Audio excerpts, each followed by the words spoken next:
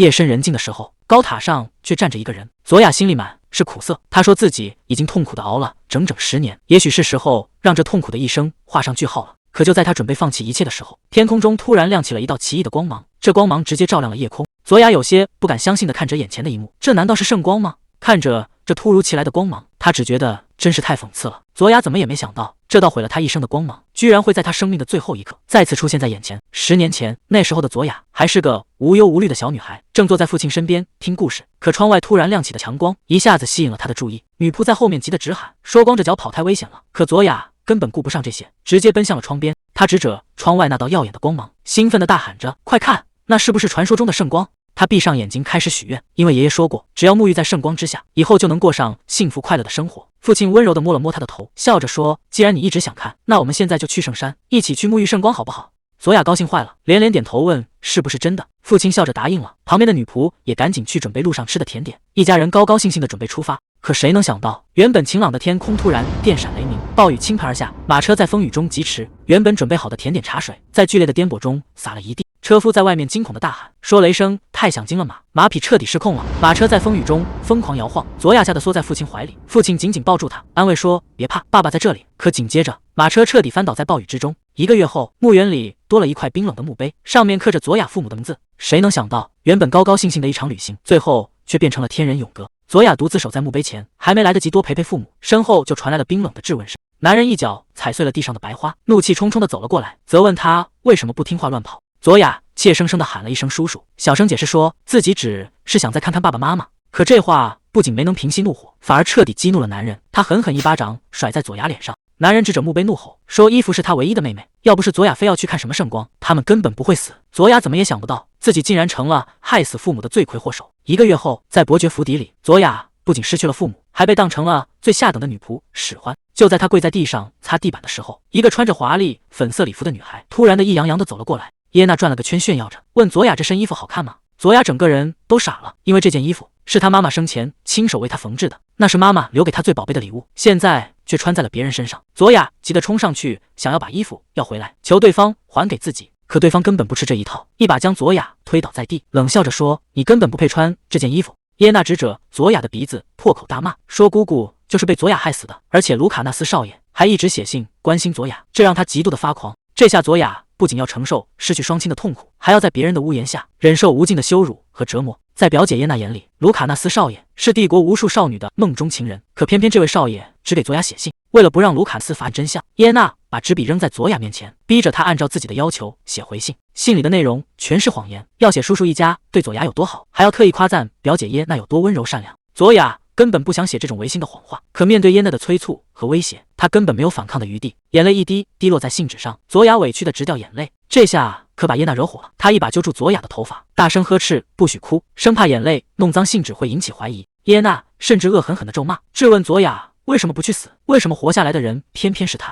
在这一声声恶毒的咒骂中，佐雅彻底陷入了无尽的黑暗与绝望。佐雅彻底崩溃了，她觉得自己就是个多余的累赘，既然这个世界没有人在乎她，那她留下来还有什么意义？佐雅一步步走向高塔的边缘，看着下方的深渊，她闭上眼睛，直接从高处坠落下去。在风声呼啸中，她终于解脱了。庄严的教堂里正在举办一场哀悼会，宾客们小声议论着，都在为这场突如其来的悲剧叹息。佐雅突然睁开眼，发现自己竟然站在人群后面。她明明记得自己刚刚跳下去了，怎么会出现在这里？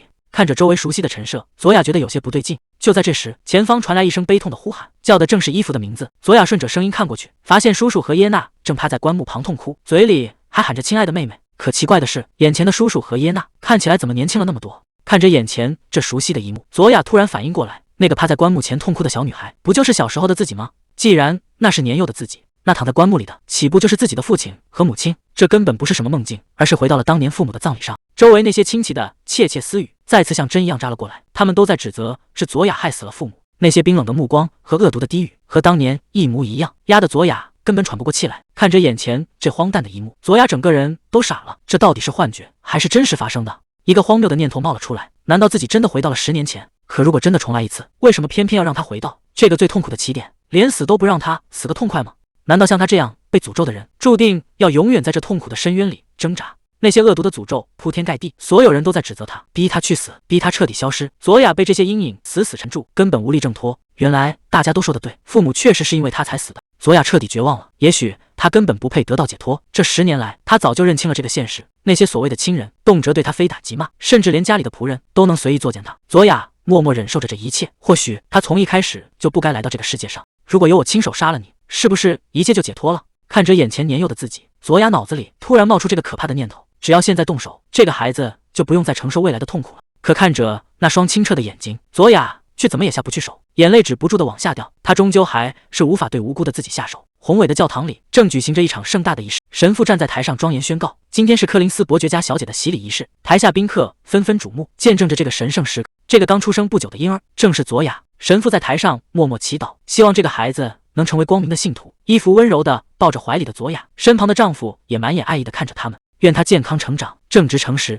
还有坚强的活下去。襁褓中的佐雅像是听懂了一样，睁开漂亮的大眼睛，冲着大家甜甜的笑了起来。这可把台下的宾客们给闷坏了，大家纷纷赞叹这孩子真是太可爱。看着佐雅那双清澈的绿色眼睛，有人忍不住小声议论，说这双漂亮的眼睛简直和伊芙夫人一模一样。此时的伯爵府邸里正商量着大事，手下汇报说矿工队已经准备好了，现在就等老爷点头同意。可柯林斯伯爵看着地图却有些犯难，觉得现在最棘手的问题就是开采地点还没定下来。就在大人为难的时候，年幼的佐雅正趴在地上玩耍，突然一双皮鞋停在了他面前，佐雅还没反应过来，整个人就被一双大手抱了起来。伯爵笑着问他：你这是特意跑来要帮爸爸分担工作吗？他把佐雅抱到办公桌前，和旁边的管家继续商量。佐雅好奇地伸出小手，在地图上指了指，这无意间的一指却让伯爵愣了一下。他仔细看了看佐雅指的位置，有些惊讶地发现，这孩子随手一指的地方好像还真是个不错的位置。伯爵笑着对旁边的管家吩咐：那就听着孩子的，从他指的这个地方开始开采。看着怀里软萌可爱的女儿，伯爵满脸都是自豪，直夸自家的佐雅真是个聪明的宝贝。时间一晃，3年过去了，伯爵府的厨房里正忙得不可开交，女仆们正把旧的餐具打包装袋，准备全部扔掉。已经长大的佐雅悄悄走了进来，女仆有些意外地问：小姐，您怎么到这儿来了？佐雅看着女仆手里的大袋子，好奇地问：这些东西是要扔掉吗？女仆解释说：因为马上就是小姐的5岁生日了，老爷吩咐要把所有的餐具都换成新的。佐雅看着那些完好无损的餐具，有些心疼地说：可是这些明明还能用啊，直接扔掉也太浪费了。女仆笑着安慰佐雅说：如果把旧餐具扔到垃圾场，需要的人就会捡去用，所以没关系的。佐雅拉着女仆的衣角，小声商量着：那能不能把它们放在路边，而不是垃圾场呢？女仆有些纳闷，问这是为什么？佐雅低下头解释说：因为她之前看到过，有人在垃圾场翻找东西时，被旁人指指点点，如果放在路边的话，不仅不会有难闻的味道，去拿的人也不会觉得那么难堪了。听到这番话，女仆感动的眼眶都湿润了，直夸自家小姐真是太善良了。日子一天天过去，转眼又过了3年。佐雅的房间里，伊芙正抱着佐雅，温柔地给她讲着故事。故事里说，很久很久以前，有一只小鸟能感受到世间所有的痛苦，有时候它甚至会为一朵枯萎的花而伤心落泪。那只神奇的小鸟不仅会为枯萎的花落泪，还会去安慰失去母亲的小猫。佐雅听得入神，忍不住问妈妈：人类也是这样死去的吗？伊芙温柔地回答：是的，虽然每个人的寿命长短不同，有的人能平平安安活到老，在小鸟的注视下安详离去，也有人年纪轻轻就因为疾病或者意外突然离开，这时候小鸟就会发出悲伤的啼鸣。听到这里，佐雅紧紧抱住妈妈，认真地要求爸爸妈妈一定要长命百岁。伊芙笑着答应了，说自己一定会努力的。可看着怀里天真的女儿，伊芙心里却有些酸楚。她轻轻抚摸着佐雅的头，在心里默默许下承诺：如果有一天妈妈真的不在了，也一定会重新转世，回到佐雅的身边。佐雅一脸期待地问：妈妈，你转世之后会变成什么呀？伊芙温柔地笑着反问：那你想让妈妈变成什么呢？佐雅歪着脑袋想了想，看着妈妈那一头漂亮的金发，还有那温柔的声音，她指着画册上的小鸟说：我希望妈妈能变成一只这样的小鸟。伊芙笑着答应了，说如果自己真的变成了小鸟，一定会每天都唱歌给佐雅听。佐雅高兴得手舞足蹈，直嚷嚷着现在就想听妈妈唱歌。伊芙轻轻哼唱起那首熟悉的歌谣，在妈妈温暖的歌声中，佐雅渐渐睡了过去。那段时光是他们母女俩最幸福的记忆。佐雅8岁的生日宴会，大厅里围满了前来祝贺的宾客，大家都在祝佐雅生日快乐。叔叔牵着耶娜走了过来，笑着夸赞佐雅长得越来越漂亮了。看着眼前这温馨的一幕，佐雅有些不知所措。伊芙在不远处温柔地招手，叫佐雅过去他那边。佐雅高兴地奔向父母的怀抱，扑进爸爸妈妈温暖的怀里。可还没等她感受到这份温暖，眼前的画面却像镜子一样碎裂开来。原本温柔的父母一下子变成了冰冷的白骨。佐雅吓得大声呼喊着爸爸妈妈，可周围根本没有人回应她。那些原本和善的宾客全都在一瞬间变成了可怕的骷髅，将她死死包围在黑暗之中。年幼的佐雅缩在黑暗中，害怕地哭喊着求救。就在她最绝望的时候，黑暗中突然亮起了一道金光，一只散发着光芒的小鸟飞了过来。看着这只神奇的小鸟，佐雅一下子愣住了，眼泪止不住地往下掉，耳边仿佛又响起了妈妈温柔的声音。妈妈问她：还记得妈妈说过的话吗？被爱过的记忆会成为最坚强的力量，就算有一天你真的变成孤身一人，这股力量也会一直守护着你。带你走出黑暗。佐雅松开了手里的烛台，为自己刚才那个可怕的念头感到无比羞愧。看着眼前这个缩在角落里哭着求救的年幼的自己，佐雅的心彻底软了。她慢慢蹲下身子，温柔地伸出手，轻轻擦去小佐雅脸上的泪水。佐雅温柔地安慰着：“别害怕，我是奉夫人的命令来保护你的。”听到这句话，小佐雅有些不敢相信地抬起头。可还没等两人多说几句话，身后突然传来一声暴怒的呵斥，责骂这个突然闯入葬礼的女仆太无礼了。佐雅站了出来，主动表明了自己的身份。她说自己叫艾琳娜，以前是伺候伯爵夫妇的仆人，自己突然闯进来，只是想带疲惫的佐雅去休息。可还没等大家反应过来，叔叔却突然大声指责，说艾琳娜是在撒谎。他煽动大家说这个女人肯定是想绑架佐雅，好侵吞伯爵家的财产。这话一出，周围的宾客立刻议论纷纷，指责艾琳娜不要脸，甚至有人大喊着要把这个无礼的女人赶出去。几个守卫拿着木棍，气势汹汹地冲了上来，眼看木棍就要砸下来，艾琳娜死死护住身后的佐雅，根本没有退缩的意思。就在这千钧一发之际，人群中突然传来一声怒喝，叫他们立刻住手。大门突然被推开了，几道人隐匿着光走了进来。人群中有人认出了来人的身份，惊呼那是林顿公爵的家徽。跟在后面的卢卡纳斯手里还捧着一大束白百合。林顿公爵文森特冷着脸走上前，怒喝着问：是谁胆敢对他未婚妻动手？还没等众人反应过来，旁边的卢卡纳斯也跟着大喊：那个人是他的继母。卢卡纳斯把花放在棺木上，默默退回了父亲身边。艾琳娜看着眼前的这一幕，心里突然闪过一个念头：难道当年林顿公爵也来参加了这场葬礼吗？文森特带着卢卡纳斯在庄严的教堂里站定，卢卡纳斯乖巧地站在一旁，轻轻点了点头。文森特也微微颔首，神色严肃。文森特看着众人，缓缓开口道：我和约瑟夫曾是挚友，我们曾经立下过誓言，如果任何一方出了意外，另一方都要替对方照顾好。文森特冷冷地宣布：所以这个孩子我要带走。这话一出，艾琳娜整个人都愣住了，旁边的宾客更是炸开了锅，纷纷小声嘀咕起来：公爵大人居然要收留那个丧门星，克死了自己的父母，运气还能这么好，真不知道公爵大人到底在想什么。听着周围刺耳的议论声，艾琳娜默默低下了头。这时叔叔有些不甘心地走上前质问文森特：既然如此，您有遗嘱或者任何法律文件来证明您的主张吗？文森特反问：怎么，你有意见吗？叔叔被这气势压得直冒冷汗，结结巴巴地辩解：可是仅凭口头承诺就带走孩子，是不是有点……还没等他把话说完，文森特一个冰冷的眼神扫了过去。文森特冷冷地逼问：你是在质疑我的话吗？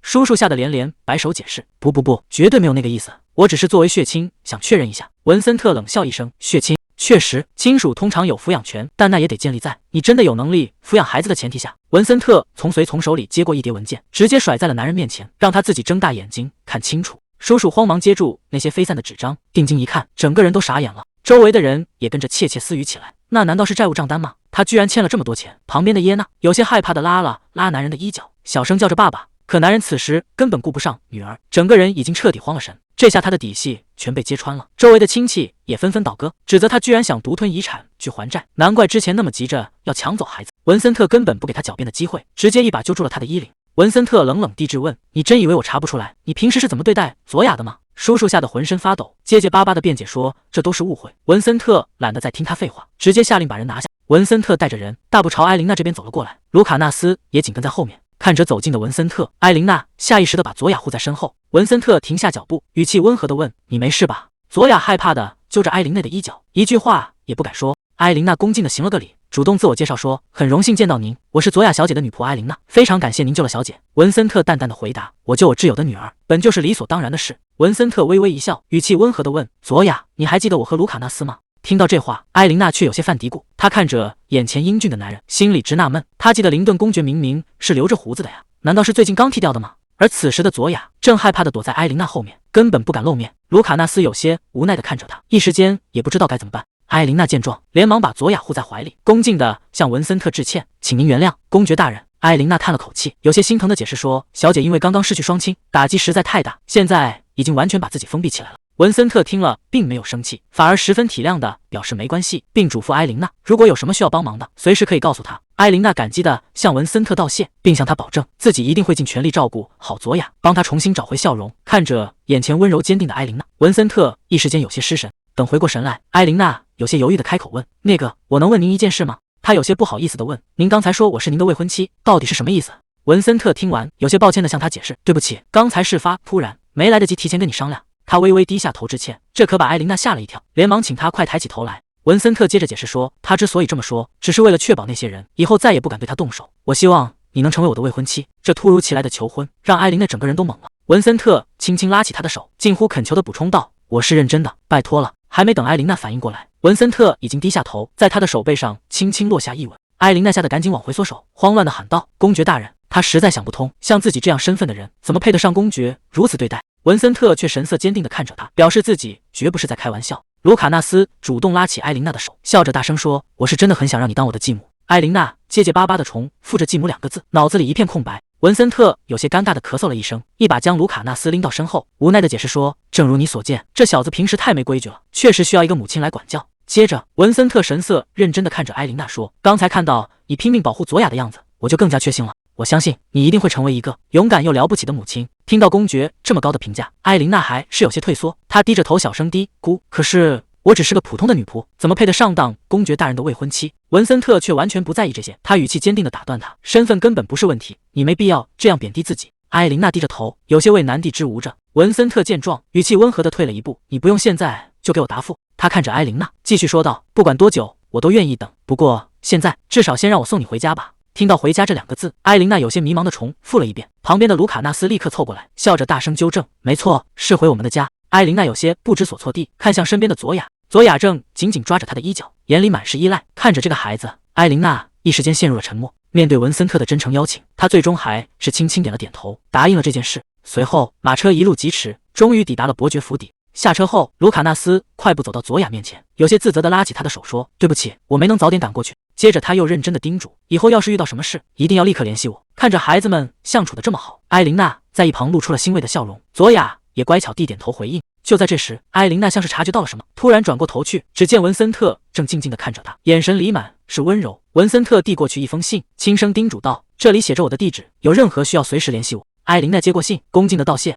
一旁的卢卡纳斯也探出头来，笑着跟佐雅道别。艾琳娜带着佐雅微微躬身，目送着公爵的马车渐渐远去。看着马车离去的方向，艾琳娜紧紧攥着那封信，心里五味杂陈。曾经的伯爵府邸，看着眼前熟悉又有些空荡的大厅，艾琳娜拉着佐雅的手，轻声对她说：“我们终于回家了。”佐雅乖巧地跟着点头。看着墙上挂着的父母画像，艾琳娜在心里默默地念着：“爸爸妈妈，我回来了。这一次我们一定会幸福的，我保证。”她轻轻牵起佐雅的小手，像是做出了最深情的承诺。窗外下着瓢泼大雨，雷声一个接一个。佐雅独自缩在窗前，看起来可怜巴巴的，一只手轻轻搭在她的肩上。佐雅吓了一跳，脱口而出喊了一声妈妈。可当她看清来人时，才发现是艾琳娜。艾琳娜温柔地劝她，外面雨这么大，一直待在窗边会受凉的。接着艾琳娜蹲下身子，轻声问她，如果害怕的话，今晚要不要一起睡？佐雅有些失落地低下头，心里很清楚，眼前的人终究不是自己的妈妈。窗外雷声大作，佐雅被吓得缩在角落里，整个人都在发抖。艾琳娜看着心疼坏了，赶紧走上前想安慰她。突然，艾琳娜像是想起了什么，让佐雅先等一下。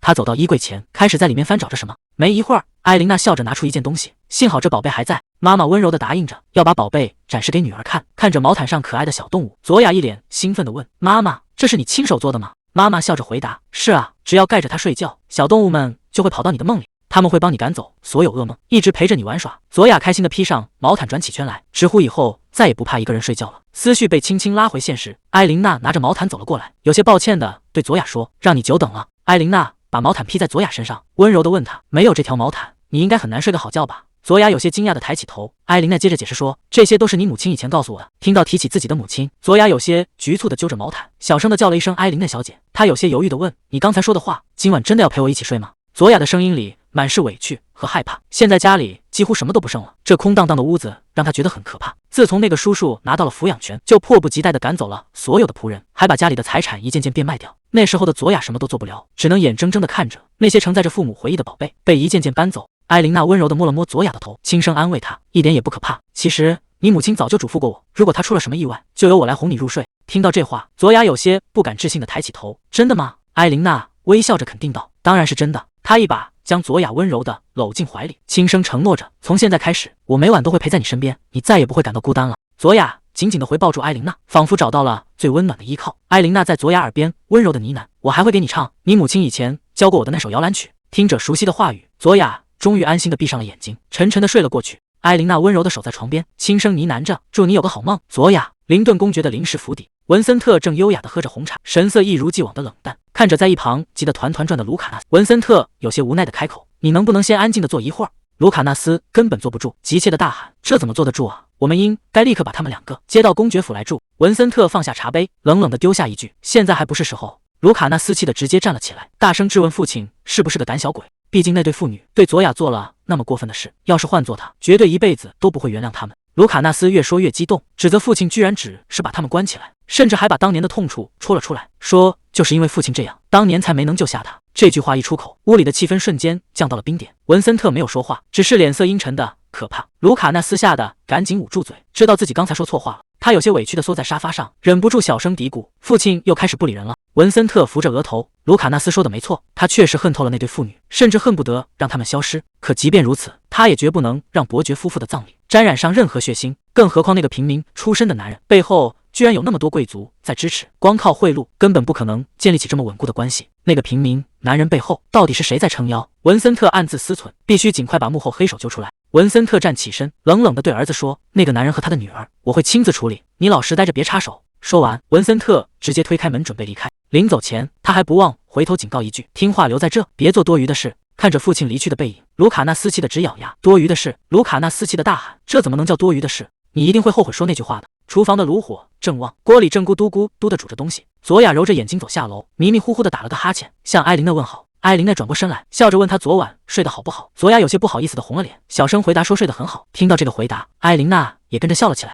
艾琳娜端出一个精致的蛋糕，温柔地对佐雅说：“肚子饿了吧？今天特意为你做了巧克力蛋糕。”看着眼前的巧克力蛋糕，佐雅整个人都愣住了。艾琳娜切下一块蛋糕，轻声对佐雅说：“以前只要心情不好，妈妈就会做这种蛋糕。”她把蛋糕放到佐雅面前，想用甜食哄孩子开心。可佐雅看着眼前的蛋糕，却只是沉默着，一句话也不说。艾琳娜有些担心地蹲下身，温柔地问她：“怎么了？是不饿吗？”艾琳娜突然反应过来，自己是不是太心急了？这蛋糕反而勾起了孩子对母亲的思念。佐雅低着头，情绪显得十分低落。艾琳娜有些慌了神，连忙试探着问：“如果不想吃蛋糕的话，要不要换点别的？”佐雅轻轻摇了摇头，小声回答说：“没关系，我现在什么都不想吃。”看着情绪低落的佐雅，艾琳娜有些不知所措。她试探着提议：“那要不要和我一起玩？”佐雅只是闷着头不说话。艾琳娜又拿来一本书，温柔地问：“那我给你读本书怎么样？”可佐雅还是没有反应。艾琳娜又接连提议：“要不要一起去挑新衣服，或者去花园里散散步，去河边玩水怎么样？”但不管说什么，佐雅都只是固执地沉默着。艾琳娜有些无奈地叹了口气，心想自己小时候难道这么倔强吗？到底要怎么做才能让这孩子开心起来呢？要是卢卡纳斯现在在这里就好了。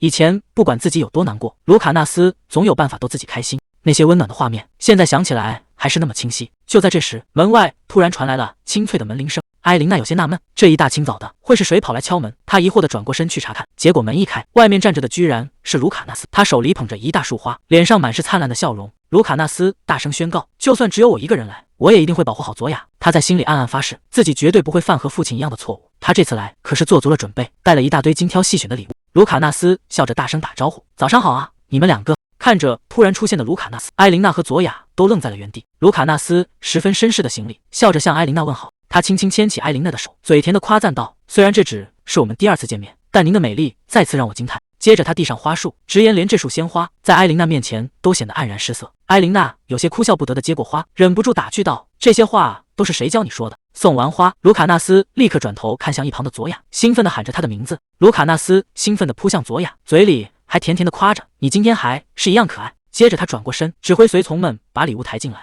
门外源源不断地送来各种礼盒，甚至还有巨大的毛绒玩具熊。看着这夸张的阵仗，艾琳娜整个人都懵了，忍不住开口询问：“卢卡纳斯少爷，这到底是怎么回事？”卢卡纳斯骄傲地拍了拍胸脯，大声宣告：“这可都是我亲自准备的。”他在心里暗暗吐槽，这都是为了代替他那个一点都不体贴的父亲。看着满屋子的礼物，艾琳娜有些不敢置信，这里面也有我的份吗？卢卡纳斯理所当然地回答：“那是当然的了，毕竟你以后可是我的继母，送你礼物是应该的。”听到继母这两个字，艾琳娜有些慌乱地解释：“可我还没答应要当你的继母啊！”看着卢卡纳斯这副热情的模样，艾琳娜忍不住在心里犯嘀咕：这孩子以前是这种性格吗？卢卡纳斯走上前劝他：“别想那么多了。”接着他开始推销起自己：“首先我生活完全能自理，绝对不会给你添麻烦的。”艾琳娜在一旁听得有些哭笑不得，心想：你这个年纪能自理不是理所当然的吗？卢卡纳斯接着得意地表示：“作为林顿公爵家的继承人，我已经掌握了所有必要的知识和技能，包括历史建树和礼仪，所以你完全不用担心我的教育问题。”听到这，艾琳娜忍不住在一旁小声拆台：“可是公爵大人昨天才说过，你根本就缺乏管教啊！”卢卡纳斯直接假装没听到，继续向艾琳娜表忠心。第三点，我绝对是站在你这边的。他伸出3根手指，信誓旦旦地保证，要是父亲以后敢欺负你，我绝对会为了你把他赶出家门。听到这惊人的发言，艾琳娜吓得连连摆手，直呼千万不能这么做。卢卡纳斯却是一脸认真，他轻轻握住艾琳娜的手，眼神无比坚定。他再次承诺，无论发生什么事，我都一定会站在你这边。所以，请成为我的母亲吧，我一定会让你幸福的。埃琳娜在一旁听得冷汗直流，心想这孩子小小年纪怎么能说出这么惊人的话来，简直太可怕了。他有些无奈地转过头，看了看身旁的佐雅。此时的佐雅低着头，看起来情绪有些低落。埃琳娜心里有些犯嘀咕，虽然卢卡纳斯说的好听，但是她看了看卢卡纳斯，又看了看佐雅，总觉得哪里不太对劲。卢卡纳斯嘴角微微上扬，露出一抹神秘的微笑。他突然朝埃琳娜招了招手，轻声说：“埃琳娜，你过来一下，我有话要对你说。”埃琳娜有些疑惑地凑了过去，想听听他到底要说什么。埃琳娜微笑着回应：“我明白了，谢谢你。”卢卡纳斯拍着胸脯保证：“所以接下来就交给我吧。”接着，卢卡纳斯转过身，主动向佐雅发出邀请：“佐雅，能带我参观一下伯爵家的花园吗？”佐雅有些迟疑地答应了：“好吧。”看着两个孩子手拉手走远，埃琳娜在后面温柔地注视着他们。阳光洒在花园的大树下，卢卡纳斯主动找话题：“如果我没记错的话，你很喜欢丹尼斯那家店的糖果，对吧？”接着，他把一大包糖果递了过去：“我特意给你买了很多。”佐雅看着眼前的糖果，却一点也高兴不起来。他有些失落地低下头，小声拒绝了：“谢谢你，但我现在真的没有胃口。”卢卡纳斯没有放弃，直接剥开一颗糖果，轻轻地到佐雅嘴边。他笑着劝道：“既然没有胃口，吃一颗甜甜的糖果，心情说不定会变好呢。”甜甜的味道在嘴里散开，佐雅的心情似乎真的好了一点。卢卡纳斯见状，神秘地笑了笑：“这就对了，接下来我再给你看个好玩的东西。”卢卡纳斯突然凑到佐雅耳边，神秘兮兮地说了些什么。还没等佐雅反应过来，卢卡纳斯就已经手脚并用地爬上了旁边的一棵大树。佐雅在树下急得大喊：“卢卡纳斯，上面太危险了，你快点下来！”卢卡纳斯一边继续往上爬，一边大声回应：“放心吧，我看到这上面有个松鼠洞，里面肯定藏了好多坚果，我拿几个分给你吃。”佐雅只能在树下干焦急，眼睁睁看着他爬到了树洞旁。卢卡纳斯小心翼翼地伸出手，探进树洞里摸索。此时的树洞深处，一只小松鼠正缩在坚果堆里，睡得正香，似乎是察觉到了动静。小松鼠有些迷糊地睁开眼，就在卢卡内斯的手快要碰到坚果的时候，小松鼠突然警惕地叫了一声，直接朝他的手咬了过去。卢卡纳斯疼得大叫一声，脚下一滑，直接从高高的树上摔了下去。佐雅在树下吓坏了，急忙大喊他的名字，可那只愤怒的小松鼠还不解气，抓起树洞里的松果，劈头盖脸地朝树下砸去。卢卡纳斯狼狈地摔在地上，一边躲避着砸下来的松果，一边委屈地向佐雅求救。佐雅无奈地叹了口气，赶紧跑过去查看他的伤势。看着卢卡纳斯这副滑稽的模样，佐雅忍不住笑出了声。他一边帮卢卡纳斯揉着脑袋，一边有些好笑地抱怨：“都跟你说了，上面很危险吧？”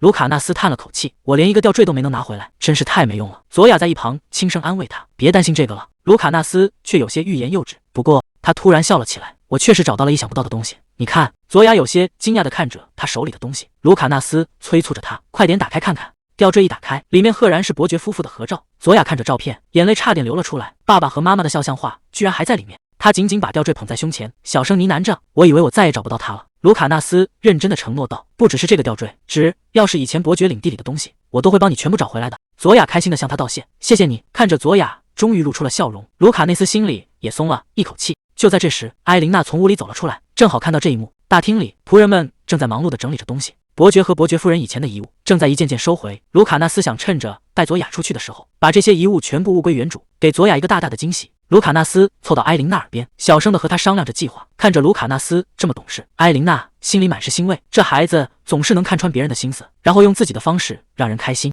埃琳娜忍不住想起了以前，其实从他们第一次见面的时候开始，卢卡纳斯就是个这么温柔的孩子。小小的佐雅独自蹲在草地上，正伤心地哭泣着。卢卡纳斯走上前去，有些疑惑地问他怎么了。看着哭得稀里哗啦的佐雅，卢卡纳斯有些手足无措，连忙问自己能帮上什么忙。佐雅一边抹着眼泪，一边伤心地哭诉：“爸爸和妈妈不见了。”听到这话，卢卡纳斯吓了一大跳。佐雅大声解释说：“是肖像画被风吹走了，自己怎么找也找不到，那可是他手里唯一的一张照片了。”卢卡纳斯这才松了一口气，原来是这么回事。卢卡纳斯笑着对佐雅说：“那我陪你一起找。”没过多久，卢卡纳斯还真在草丛里找到了，虽然沾了些泥巴，但他还是把肖像画递了过去。佐雅有些自责地接过画，小声嘀咕着：“没关系，都怪我自己没拿稳。”看着佐雅难过的样子，卢卡纳斯突然想到了什么，他从口袋里掏出了一个东西，递到佐雅面前说：“这个送给你。”卢卡纳斯耐心地解释：“只要把肖像画放进这里面，以后就再也不会被风吹走了。”佐雅有些不敢置信地问：“这个真的要送给我吗？”卢卡纳斯笑着回答：“是啊，就当是咱们成为朋友的纪念物吧。”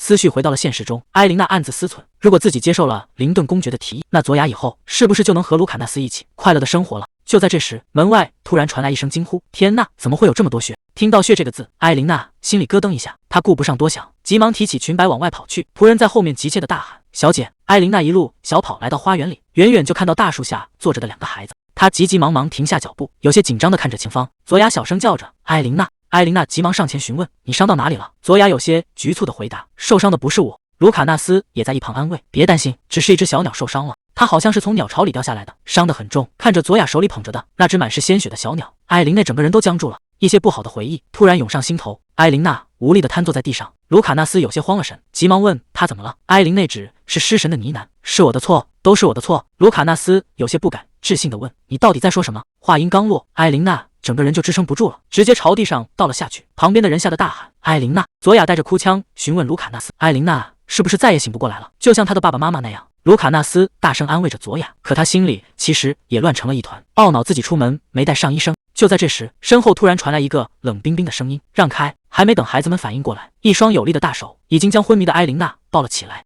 来人正是文森特，他冷冷地丢下一句话：“别担心，不管怎么样，我都会救活他。”他头也不回的大步离开，只留下手下在后面焦急地呼喊医生。艾琳内的思绪被拉回了过去，那些可怕的记忆再次涌上心头。在那个黑暗的房间里，耶娜刻薄的声音在耳边响起：“你这个扫把星，是不是又躲在房间里偷懒？”耶娜气势汹汹地逼问，一把夺过了佐雅手里藏着的东西。她看着抢过来的受伤小鸟，一脸嫌弃的嘲讽：“真是恶心，居然把这种半死不活的鸟当成宝贝！你该不会以为这只鸟是你母亲转世吧？”佐雅站在原地瑟瑟发抖。耶娜突然放声大笑，凑到佐雅面前吐露着恶意：“你难道还不明白吗？你的父母已经死了，他们根本不可能再回到你身边。”耶娜一边说着，一边当着佐雅的面狠狠地掐住了那只小鸟。佐雅吓得大喊住手，可根本无济于事。耶娜手上一用力，那只可怜的小鸟就被狠狠摔在了墙上，带血的羽毛在空中散落，地上只剩下一滩刺眼的血迹。艾琳娜正躺在华丽的病床上，脸色苍白如纸。文森特默守在床边，他怎么也没想到自己竟然还能再次见到他。难道是神听到了他的愿望，才让两人重新相遇？为了弥补当年的遗憾，这一次他绝对不会再放手了。你以前受了那么多苦，对不起，我总是来得太迟。他轻轻握住艾琳娜的手，在心里默默发誓，这一次我一定会保护好你，绝不让你再受同样的痛苦。安顿好艾琳娜后，文森特快步走出了房间，守在门外的卢卡纳斯立刻迎了上去，焦急地询问情况。文森特一边往前走，一边沉声回答：“医生说他长期营养不良，加上刚才受了刺激，才会突然发烧。他身上有10多处鞭打和棍击的伤痕，以前肯定遭遇过非常可怕的对待。”卢卡纳斯听完整个人都懵了，他没想到艾琳内的伤势会这么严重。他低着头自责的呢喃：“这都是我的错，如果我当时能快点把医生叫来，就不会变成这样了。”文森特看着自责的卢卡纳斯，声音冷酷而严肃：“我们两个都需要好好反省一下。”卢卡纳斯，林顿，你总是在关键时刻粗心大意，让他陷入危险之中。好好想想，这到底是为什么？卢卡纳斯低着头，不敢反驳。窗外阳光明媚，佐雅有些担心地询问：“艾琳娜已经睡了整整2天了，她真的会没事吗？”卢卡纳斯在一旁安慰他：“医生说多睡觉有助于恢复，一定会好起来的。”此时躺在床上的艾琳娜隐隐约约听到了2个孩子的说话声，她缓缓睁开眼睛，看着头顶华丽的吊灯，意识逐渐清醒过来。佐雅抱着一大束鲜花跑进来，兴奋地大喊着艾琳娜的名字。艾琳娜看着朝自己跑来的孩子们，终于露出了微笑。佐雅高兴坏了：“谢天谢地，你终于醒了。”卢卡纳斯也急忙凑上前，关切地询问她的身体状况。艾琳娜有些吃力地坐起身：“我这到底是怎么了？”卢卡纳斯在一旁解释：“你前天在花园里突然晕倒了，一直睡到现在才醒过来。”艾琳娜温柔地摸了摸佐雅的头，有些愧疚地向孩子们道歉：“对不起，让你们担心了。”卢卡纳斯一拍脑门，说要立刻去叫医生并准备食物。没过多久，医生赶来为艾琳娜做了检查，叮嘱她虽然退烧了，但仍需多休息。等医生离开后，艾琳娜看着门口若有所思。女仆们端着茶水和点心，轻手轻脚地走进房间。艾琳娜注意到房间外的走廊里，守卫和女仆的数量明显变多了。她有些感动地对卢卡纳斯说：“谢谢你，又特意安排了这么多人来照顾我。”听到这话，卢卡纳斯整个人都僵住了。这些人根本不是他安排的，他之前还信誓旦旦地保证要让艾琳娜幸福，结果关键时刻自己什么忙也没帮上。要是让艾琳娜知道这些其实是父亲文森特安排的，他一定会对自己很失望吧。想到这，卢卡纳斯只能硬着头皮承认：“没错，这些都是我安排的，你看我是不是很体贴？”一旁的佐雅看着他心虚的模样，忍不住小声拆穿他。卢卡纳斯一把抱住佐雅，大声嚷嚷着带他去吃东西，强行把他拖了出去。看着2个孩子打打闹闹的离开，艾琳娜这才松了一口气。日子一天天过去，艾琳娜的身体彻底恢复了。这天阳光正好，她在开满鲜花的花园里散步，身后的女仆急忙跟了上来，关切地劝说她要注意保暖，并端上了温热的玫瑰茶。艾琳娜转过身，微笑着向他们道谢。女仆们有些受宠若惊，连忙表示这都是他们应该做的。这2位女仆是公爵府特意派来的，她们做事细心又利落，可就是因为太优秀了，反而让艾琳娜觉得有些不自在。她本想自己动手打扫一下房间，还没等她把鸡毛掸子拿稳，女仆就急匆匆地跑了过来。女仆大喊着等一下，一把将鸡毛掸子抢了过去，嘴里还念叨着打扫工作交由他们就好。埃琳娜有些无奈，只好去花园里散散心。她刚拿起剪刀准备修剪花枝，女仆又是一声惊呼：“天哪！您怎么能拿剪刀这么危险的东西？”埃琳娜拿着剪刀愣在原地，一时间哭笑不得。女仆急忙夺下剪刀，紧张地确认埃琳娜有没有受伤。埃琳娜看着被拿走的剪刀，心里有些无奈，他们对自己实在是保护得太过了。她端起茶杯，轻轻抿了一口，这一切美好的就像是一场梦。早上醒来可以自由挑选喜欢的裙子，坐在餐桌旁吃着美味的甜点，再也不用把自己关在那个阴暗的储藏室里，可以在阳光下看花，在府邸里自由走动。现在的生活和以前相比，简直是天差地别。埃琳娜心里很清楚，自己现在能过上这样安稳的日子，全都要归功于那两个突然出现的人，一个是冷酷却可靠的文森特，另一个是活泼懂事的卢卡纳斯。想到这，他的嘴角忍不住微微上扬。就在这时，旁边的女仆轻声询问：“今天的玫瑰茶味道怎么样？”这声音一下子把埃琳娜拉回了现实。埃琳娜端起茶杯，又尝了一口，这味道竟然和母亲生前泡的一模一样。她忍不住夸赞茶很好喝。女仆笑着解释，这配方是文森特公爵特意教他们的，要加3块方糖和1勺蜂蜜，才能去掉苦味，留下玫瑰香气。埃琳娜心里直犯嘀咕，这明明是母亲的独家配方，文森特怎么会知道？这几天文森特对自己照顾得无微不至，甚至连自己的口味都了如指掌。难道这一切真的只是巧合吗？女仆轻声向埃琳娜汇报，佐雅和卢卡纳斯去照顾那只受伤的小鸟了，身边有守卫跟着，不用担心。埃琳娜微笑着询问，那我能去看看他们吗？他们现在应该在那个秘密基地吧？两个女仆一听急忙摆手拒绝，不行，您现在绝对不能到处乱走，我们的任务就是让您好好休息。看着女仆们紧张的样子，埃琳娜只能无奈地答应。此时在庄园的另一边，几个男人正聚在一起，神色紧张地商量着什么。叔叔忍不住在心里犯嘀咕，到底是什么样的身份能让文森特派这么多守卫来看着他？换上紫色礼裙的埃琳娜，戴着精致的耳环和项链，显得高贵又优雅。女仆们忍不住发出惊叹，真希望她能早点成为公爵夫人。听到这些夸奖，埃琳娜有些不好意思地笑了起来。就在这时，身后突然传来一声呼喊：“埃琳娜！”埃琳娜微笑着向孩子们打招呼，特意谢谢他们准备的漂亮衣服。这一笑直接把旁边的卢卡纳斯看呆了，嘴里小声嘟囔着：“真漂亮。”卢卡纳斯在心里直犯嘀咕，没想到文森特的品味还挺好，不过也许只是因为埃琳娜穿什么都好看。看着抱住自己的埃琳娜，卢卡纳斯有些不好意思地别过头去，嘴硬的嘟囔着自己已经不是小孩子了。佐雅兴冲冲地告诉埃琳娜，那只受伤的小鸟已经完全康复了，想带她一起去看看。女仆们面露难色，不知道该不该放行。卢卡纳斯在一旁清了清嗓子帮腔，他们只是去看小鸟，人去多了反而会吓到他，不需要其他人跟着。可当埃琳娜带着孩子们准备出门时，却发现走廊里依然站满了守卫。卢卡纳斯立刻上前一步，态度强硬地命令守卫们不准跟着。为了不惊动守卫，埃琳娜悄悄带着孩子们溜出了府邸，穿过一片茂密的树林，他们终于来到了那个秘密基地。看着眼前熟悉的木屋，埃琳娜心里满是感慨，这里真是一点都没变。佐雅兴奋地跑在最前面，迫不及待地推开木屋的门，大喊着小鸟就在里面。耳边突然传来一声清脆的鸟鸣，只见佐雅和卢卡纳斯正围在桌前，那只受伤的小鸟正乖巧地站在桌上。卢卡纳斯笑着对埃琳娜说，他已经不流血了，我把他照顾得很好。佐雅小心翼翼地把小鸟捧在手心里，妈妈以前对我说过，她会转世成一只小鸟回到我身边，你觉得这只小鸟会不会就是妈妈的转世？看着空中飘落的羽毛，埃琳娜突然想起了什么，那只受伤的小鸟，还有自己哭泣的脸。埃琳娜看着眼前的佐雅，心里五味杂陈。她本以为自己重生回来是为了拯救年幼的自己，而且坚信只有自己能做到。可直到这一刻，她才明白，真正被拯救的那个人其实是她自己。看着佐雅伸过来的小手，埃琳娜轻轻握了上去，将这个小小的自己紧紧搂进怀里。一个阴阳怪气的声音突然从林子里传了出来，说他们看起来玩得挺开心。佐雅和卢卡纳斯被吓了一跳，急忙拉住身旁埃琳娜的手。只见几个不速之客穿过树林走了出来，领头的叔叔皮笑肉不笑的抱怨，为了见他们一面，自己可是费了不少劲。叔叔张开双手，催促佐雅赶紧过去给他请安。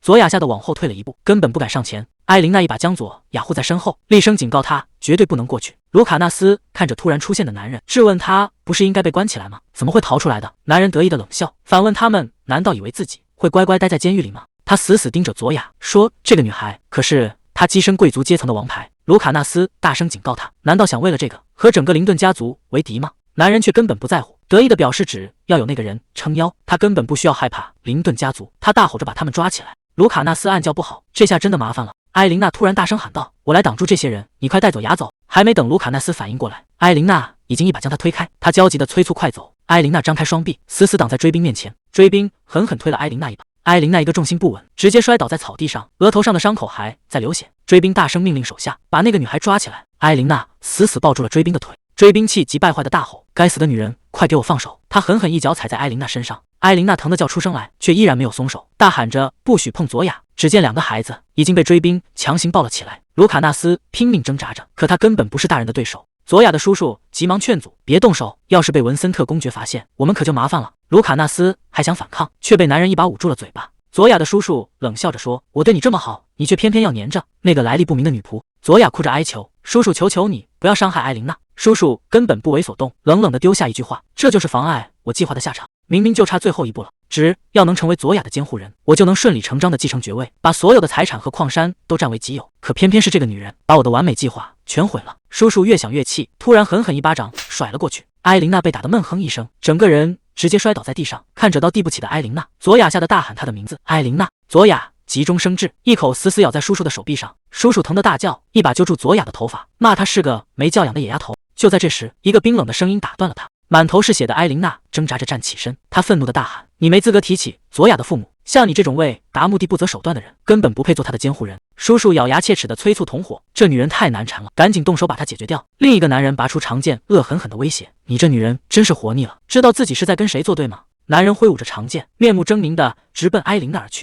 面对迎面砍来的利刃，艾琳娜站在原地一动不动。她不断告诫自己绝对不能害怕，这一世她发誓一定要过得幸福，哪怕最后的结局依然是这样。就在这千钧一发之际，一道寒光闪过，伴随着一声惨叫，刚才还气势汹汹的刺客直接倒在了血泊之中。文森特及时赶到，一剑解决了危机。他顺势将受伤的艾琳娜揽入怀中，伸手捂住了她的眼睛。文森特低声安慰道：“别看，你不需要看这么肮脏的画面。”抱着佐雅的男人看清来人后，吓得话都说不利索了。他怎么也没想到，来的人竟然会是文森特公爵。文森特手起刀落，长剑直接指向了敌人。这下局势彻底逆转，刚才还嚣张的刺客瞬间被逼得连连后退。夜幕降临，公爵府邸里却传出愤怒的质问：“你到底在想些什么？”文森特正对着卢卡纳斯大发雷霆，责问他前几天才被要求反省，为什么今天出门又不带守卫？面对父亲的怒火，卢卡纳斯低着头一言不发。文森特越说越气，直言卢卡纳斯太容易得意忘形，这次的鲁莽行为差点毁了他们所有的计划。卢卡纳斯听着责备，心里满是懊悔和自责。文森特按了按太阳穴，最后给出了严厉的警告：如果再有下一次擅自行动，就直接送回领地去。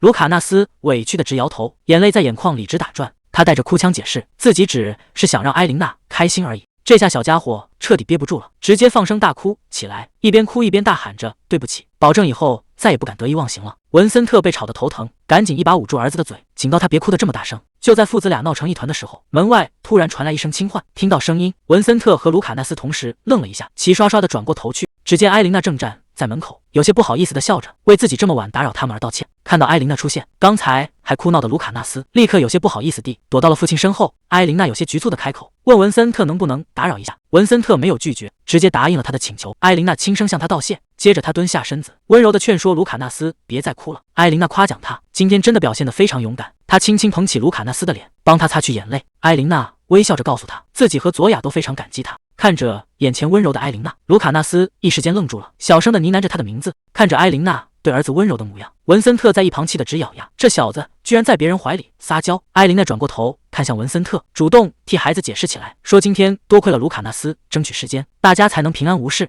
要不是有他在，自己和佐雅恐怕早就没命了。所以他恳求文森特不要再责怪卢卡纳斯了。听到艾琳娜这么维护自己，卢卡纳斯高兴地直点头，整个人都快飘起来了。可这一幕落在文森特眼里，却让他心里更不是滋味了。文森特叹了口气，既然艾琳娜都这么说了，那这次就先放过这小子。卢卡纳斯一听，立刻高兴地抱住艾琳娜的大腿，甜甜地向她道谢，直呼她就是自己的天使。看着儿子这妇产妹的模样，文森特在一旁气得直咬牙，这小子居然还朝他做鬼脸挑衅。艾琳娜温柔地摸了摸卢卡纳斯的头，拜托他一件事，问他能不能在佐雅睡觉的时候陪着她，免得小姑娘醒来以后觉得孤单。卢卡纳斯想都没想，立刻拍着胸脯答应下来，一溜烟就跑去守着佐雅了。看着儿子跑远，文森特黑着脸走了过来，浑身散发着怨气。他有些不自然地清了清嗓子，酸溜溜地问了一句：“那我呢？”文森特突然凑上前去，有些委屈地问艾琳娜：“难道就没有什么话想对自己说吗？为什么偏偏对他这么见外？”艾琳娜有些慌乱地回答：“当然有了。”她有些不好意思地低下头，向文森特行了个礼，再次感谢他救了大家。可文森特却叹了口气，说这根本不是他想听的话。艾琳娜有些疑惑地看着他，文森特无奈地摇了摇头，没有再纠结这个话题，转而关切地询问他的伤势怎么样了。艾琳娜微笑着回答：“多亏了文森特的照顾，现在已经没什么大碍了。”看着文森特这副别扭的模样，艾琳娜忍不住在心里嘀咕：这别扭的性格简直和卢卡纳斯一模一样，真不愧是亲父子。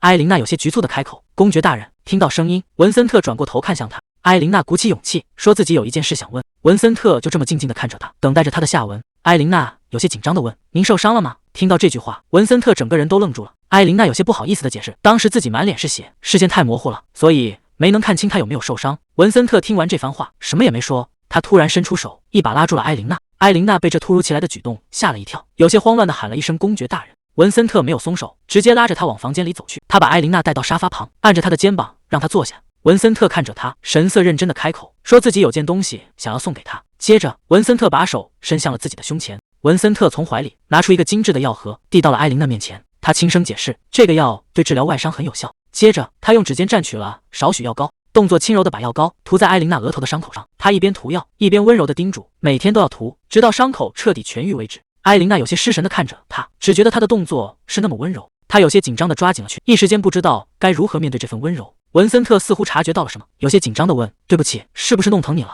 艾琳娜有些局促的避开视线，小声说自己可以涂药。文森特默默收回了手，他接着叮嘱，这个药还能用来淡化疤痕，不仅是额头上的新伤，身上的旧伤也可以涂一些。听到旧伤两个字，艾琳娜整个人都愣住了，她有些紧张的抓紧了衣角，小声问他怎么会知道那些伤痕。文森特有些自责的解释，在他昏迷的时候，自己请医生为他做了全身检查，医生告诉他，除了这次的新伤之外，他的身上还有很多陈年的旧伤疤。文森特终于问出了那个让他揪心的问题，你以前是不是受过虐待？听到这句话，艾琳娜整个人都僵住了，她下意识的抓紧了衣角，小声的回答，谢谢您的关心。她低下头避开视线，有些局促的解释，不过那都是很久以前的事了。文森特看着她这副小心翼翼的样子，心里满是自责，抱歉让你想起了不好的回忆，我只是希望你能更多的依赖我。房间里一时间安静了下来，只剩下两人无声的陪伴。艾琳娜有些迟疑的转过头，她心里一直有个疑问，憋了很久，我们前几天才在葬礼上第一次见面，可你却不顾自身安危的帮我，如果只是想给卢卡纳斯找个继母，根本没必要做到这一步，你能不能告诉我为什么对我这么好？听到这个问题，文森特微微一愣，他沉默了片刻，似乎在整理自己的思绪，接着他温柔的笑了起来，给出了答案，因为我喜欢你，从第一眼见到你开始就是这样。听到文森特的表白，艾琳娜整个人都愣住了，她简直不敢相信自己的耳朵，这个男人居然说喜欢她。文森特继续诉说着自己的心声，在葬礼那天，手无寸铁的艾琳娜像个骑士一样护着佐雅，那一幕深深地印在了他的脑海里，让他觉得这个女人既勇敢又坚强。从那以后，每当文森特感到疲惫想放弃时，就会忍不住想起艾琳娜，猜测她是不是也像这样，把所有委屈都一个人扛。不知不觉中，这个坚强的身影已经彻底占据了他的心，再也挥之不去了。自己想成为一个能让他依靠的人，所以之前那些让他当卢卡纳斯继母的话，就全都忘了吧。现在他真正想要的是让艾琳娜成为他的妻子，他想以丈夫的身份去爱护她，支持她。艾琳娜整个人都懵了，妻子这个词对他来说实在太震撼了。文森特似乎看出了他的无措，轻轻拍了拍他的手背，他温柔地解释，自己并不是现在就要一个答案，他可以回去慢慢想，不用急着做决定。如果真的成为文森特的妻子，那他就能名正言顺地去保护佐雅和卢卡纳斯了。那些一直盯着父母遗产的恶狼，也绝对不敢再轻举妄动。最重要的是，文森特求婚时的眼神是那么的真挚和坚定，也许自己真的可以试着去依赖他。艾琳娜深吸了一口气，认真的道谢，谢谢你对我这么真诚。不过，她也坦白自己其实并没有信心能当好一个公爵夫人，但是她还是想试一试成为这个男人的妻子。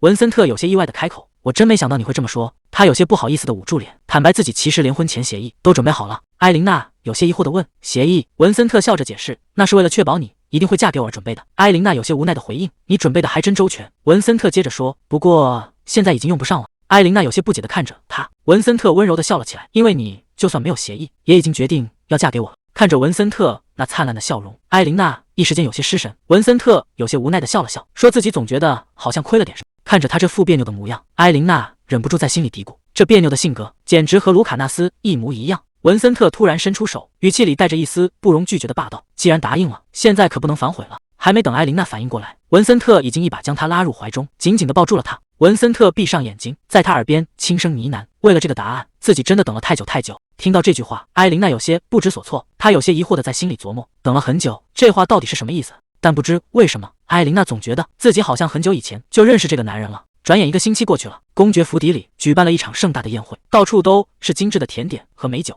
宾客们在底下小声议论，说公爵大人为了庆祝收养养女，居然把所有贵族都请来了，这排场未免也太大了。就在大家交头接耳的时候，人群中突然传来一声惊呼，快看，殿下竟然也来了！宾客们正聚在一起小声八卦，猜测这位尊贵的殿下是不是特意为了今天的宴会，大老远从诺维尔赶过来的。就在大家议论纷纷的时候，艾琳端着红酒杯，优雅地走进了宴会大厅。她这一亮相，瞬间吸引了全场的光。几个贵族小姐见状，立刻提议过去打个招呼。他们围上前去，嘴甜地夸赞起来：“殿下，您今天这身礼服真是太漂亮了，是不是出自名家之手？”另一位小姐也赶紧跟着附和，说殿下天生丽质，不管穿什么都是今晚宴会上最耀眼的主角。艾琳却只是微微一笑，轻声回应道：“谢谢你们的赞美，不过听到这些话，我反而觉得有些难过。”这一下把围在身边的人都给说懵了。艾琳接着解释，因为今天她其实只是个普通的客人而已。今天这场宴会的主角另有其人，应该是伯爵家的小姐才对。就在这时，大厅的门缓缓打开，艾琳娜身穿一袭精致的绿白相间礼服，优雅地走进了宴会厅。这一下，所有人的目光都被吸引了过去。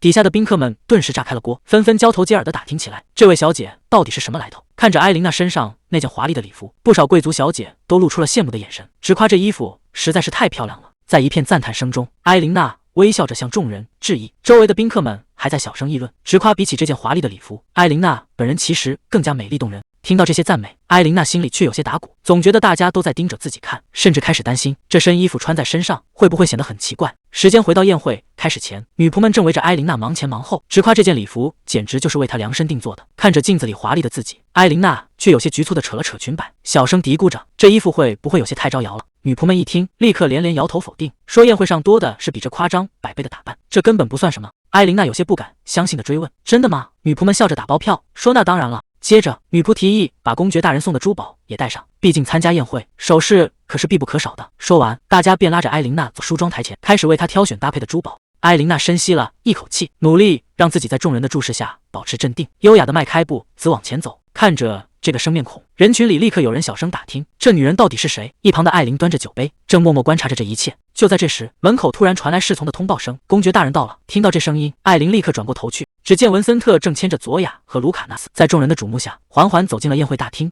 佐雅有些紧张地抓着裙摆，怯生生地看着周围热闹的人群。艾琳娜听到动静，也下意识地转过头看去，看着走过来的佐雅，艾琳娜在心里嘀咕：原来她最后选了这套衣服。艾琳娜有些不好意思地笑了笑，其实刚才为了给佐雅挑衣服，大家可是费了老大的劲。时间回到宴会开始前，女仆们正拿着衣服争论不休。一个女仆觉得应该选这件华丽的礼服才配得上宴会的氛围，另一个女仆却不同意，觉得还是可爱一点的款式更适合佐雅小姐。两个人谁也不让谁，直接在大厅里争执了起来，火药味十足。艾琳娜在一旁看着，只觉得一阵头疼。佐雅有些为难地绞着手指，小声嘟囔着：“其实两件衣服都挺好看的。”就在大家一筹莫展的时候，艾琳娜脑子里突然灵光一闪，她笑着提议：“既然这样，不如让她来帮佐雅挑选衣服。”女仆们一听，立刻停下了争执。艾琳娜让佐雅稍等一下。没过一会儿，女仆们看着艾琳娜拿出来的衣服，忍不住发出惊叹：“这也太漂亮了吧！”佐雅整个人都看呆了。艾琳娜温柔地解释：“这件衣服是她亲手做的，正好可以作为佐雅8岁的生日礼物。”佐雅乖巧地应了一声，接过了那件漂亮的裙子。可看着这件精致的礼服，她心里还是有些犯嘀咕。她有些不确定地问艾琳娜：“自己真的可以穿这件衣服去参加宴会吗？”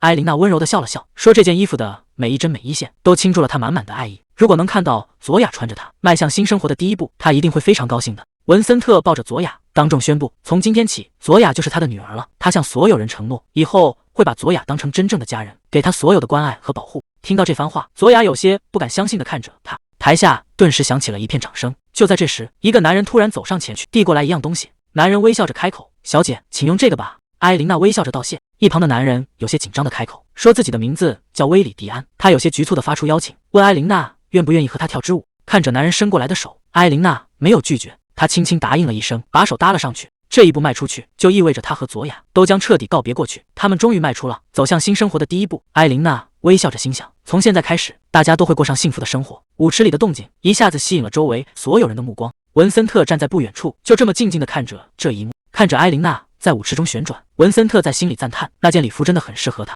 可看着看着，文森特的脸色却突然沉了下来，他心里酸得不行，那小子到底把手往哪放呢？他有些烦躁地放下酒杯，正准备离开这个是非之地。就在这时，身后突然传来一声轻唤。文森特停下脚步，有些疑惑地转过头去，只见一个盛装打扮的女人正微笑着看向他。艾琳优雅地拨了拨头发，主动打起招呼：“好久不见了，你还记得我吗？”看清来人的那一刻，文森特整个人都愣住了。他很快反应过来，微微欠身行礼：“当然记得，殿下。”艾琳有些不满地抱怨：“别这么见外嘛，我希望你能像以前那样随性地跟我说话。”文森特听了这话，只是有些无奈地叹了口气。艾琳接着说道：“不过看到你现在好起来了，我真的很开心，因为在那个时候，就连皇室的医生都说已经无能为力了。”回想起当时文森特躺在病床上，医生在一旁连连摇头的场景，那情况确实凶多吉少。艾琳有些感慨地叹道：“这一定是神明降下了奇迹。”文森特看着他，只是淡淡地应了一声：“是啊。”艾琳仔细打量着文森特，有些好奇地问：“说起来，你是不是把胡子刮了？这样看起来年轻多了，也更英俊了。”文森特微微欠身，客气地回应：“能得到您的夸奖，是我的荣幸。可还没等两人多说几句，不远处的舞池旁就传来了嘈杂声，好几个贵族男人正围着埃琳娜，争先恐后的发出邀请，希望下一支舞能和她一起跳。面对这群热情过头的追求者，埃琳娜显得有些局促，只能委婉的拒绝，说自己有些累了，想要休息一下。看着那群围在埃琳娜身边的男人，文森特脸色一沉，忍不住低声咒骂了一句：“真是碍眼的家伙。”一旁的艾琳听到动静，有些疑惑的转过头问他：“怎么了？你刚刚说什么了吗？”文森特没有回答，只是向艾琳微微欠身：“失礼了。”说完，他便直接迈开步子，朝着艾琳内的方向走去。艾琳见状，连忙在身后喊道：“等一下！”他微笑着提议：“既然好不容易又见面了，你至少该请我跳支舞吧。”文森特有些无奈，却又不好直接拒绝。就在这时，一名守卫慌慌张张地跑了过来，守卫大喊着报告：“公爵大人出大事了！有人在花园里打起来了！”听到动静，文森特和艾琳都停了下来。公爵府的后花园，佐雅正满脸担忧地轻声呼唤着卢卡纳斯的名字，而卢卡纳斯正死死揪着一个男孩的衣领，愤怒的大吼，让他立刻给佐雅道歉。这下事情可闹大了。埃琳娜看着身上的华丽礼服，叹了口气，这衣服实在太招摇了。她正打算找地方换掉，不远处却突然传来一声怒吼，立刻给佐雅道歉。人群中瞬间炸开了锅，宾客们纷纷交头接耳，指责公爵家的少爷欺人太甚。埃琳娜心中一惊，这分明是卢卡奈斯的声音，难道是佐雅出事了？她来不及多想，立刻提起裙摆往人群深处挤去。当埃琳娜终于挤进人群，眼前的景象让她瞬间愣住。佐雅正瑟瑟发抖地站在中间，脸上满是惊恐与委屈，而愤怒的卢卡纳斯正死死揪住一个男孩的衣领，根本没有松手的意思。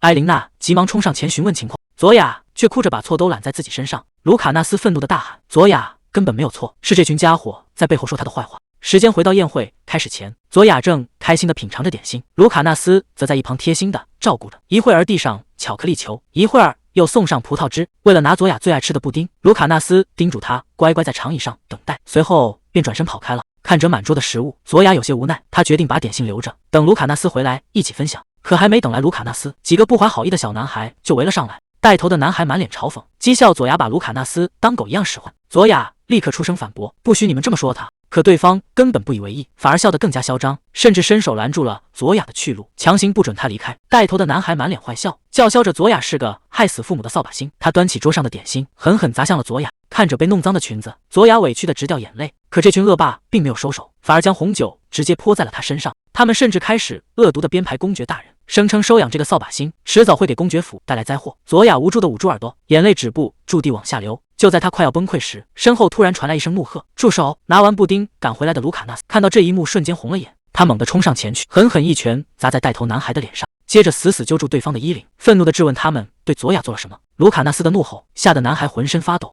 赶到现场的埃琳娜心疼地将佐雅紧紧搂在怀里。这时，被打男孩的父亲慌忙跑来打圆场，声称孩子之间只是在开玩笑。周围的宾客也开始小声议论，指责佐雅是个克死父母的扫把星，刚来宴会就惹出这么大乱子。听着这些刺耳的闲言碎语，埃琳娜的脸色彻底冷了下来。埃琳娜转过身，愤怒地质问那个纵容儿子的父亲，怎能对一个失去双亲的孩子如此残忍？他更是当众揭穿真相，指出那个叫帕维斯的人落得今天这般下场，完全是因为他企图侵吞伯爵夫妇的遗产。此话一出，全场瞬间鸦雀无声。被打男孩的父亲脸上挂不住，指着埃琳娜大喊，说她不过是个在葬礼上大闹的女仆。宾客们顿时交头接耳，纷纷恶意揣测埃琳娜穿得这么华丽，是为了勾引文森特公爵。周围的嘲讽声越来越大，都在讥笑公爵被一个卑贱的女仆蒙骗。埃琳娜看着这群只看重身份的贵族，心中满是鄙夷。就在这时，文森特冷着脸直接从人群中走了出来。一旁的艾琳想要搭话，文森特却连看都没看他一眼。他径直走到埃琳娜身边，冰冷的声音响彻整个大厅：“我的私事什么时候轮到你们来操心了？”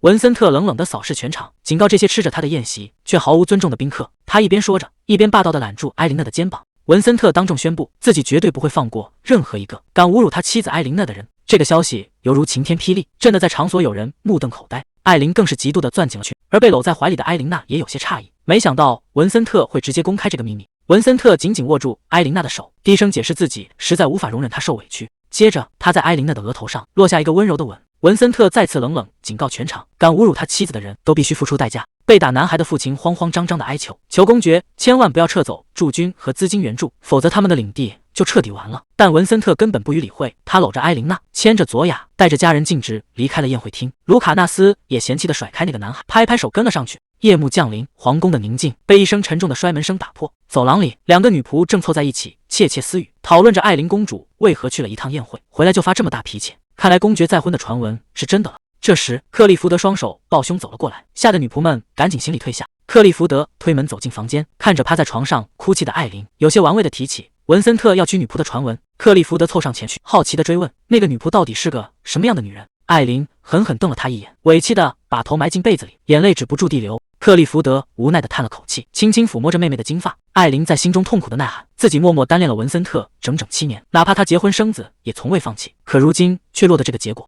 本以为文森特丧妻后，自己终于有了机会，谁知半路又杀出一个女仆。艾琳咬紧牙关，心中满是不甘与愤怒。她可是高贵的公主，绝对无法接受文森特娶一个卑贱的女仆。那个叫艾琳娜的女人，到底凭什么夺走她的一切？10年前的一个雷雨夜，我第一次离开家乡，去见证传说中的圣光。可谁能想到，那一天发生的事，会彻底颠覆我的人生。如今，当我再次离开家，不知道我们2人的命运又会发生怎样的改变。只要我们在一起，我就什么都不怕。曾经受过的那些委屈，流过的眼泪，还有被践踏的尊严，都留在过去吧。马车一路颠簸，终于驶出了那片伤心地。看着车窗外辽阔的平原，卢卡纳斯兴奋地向佐雅介绍，这一整片土地全都是林顿家族的领地，这景色和南方的边境相比，简直是天差地别。卢卡纳斯笑着拉起佐雅的手，大声宣布，从现在开始，这里就是你的新家了。马车终于抵达了林顿公爵府，文森特牵着埃琳娜的手，带着孩子们走下马车。管家波特早已在门口恭候多时，恭敬地向埃琳娜和佐雅问好，欢迎来到林顿领地。埃琳娜一眼就认出了他，这人之前在葬礼上就一直跟在文森特身边。他主动打招呼，波特先生，很高兴能再次见到你，你还记得我吗？波特微微一愣，随即恭敬地回答，当然记得，葬礼那天因为矿山出了点急事，我才提前赶回了领地。旁系家族听闻了公爵大人康复的消息，奉命赶回来处理。听到这里，埃琳娜若有所思，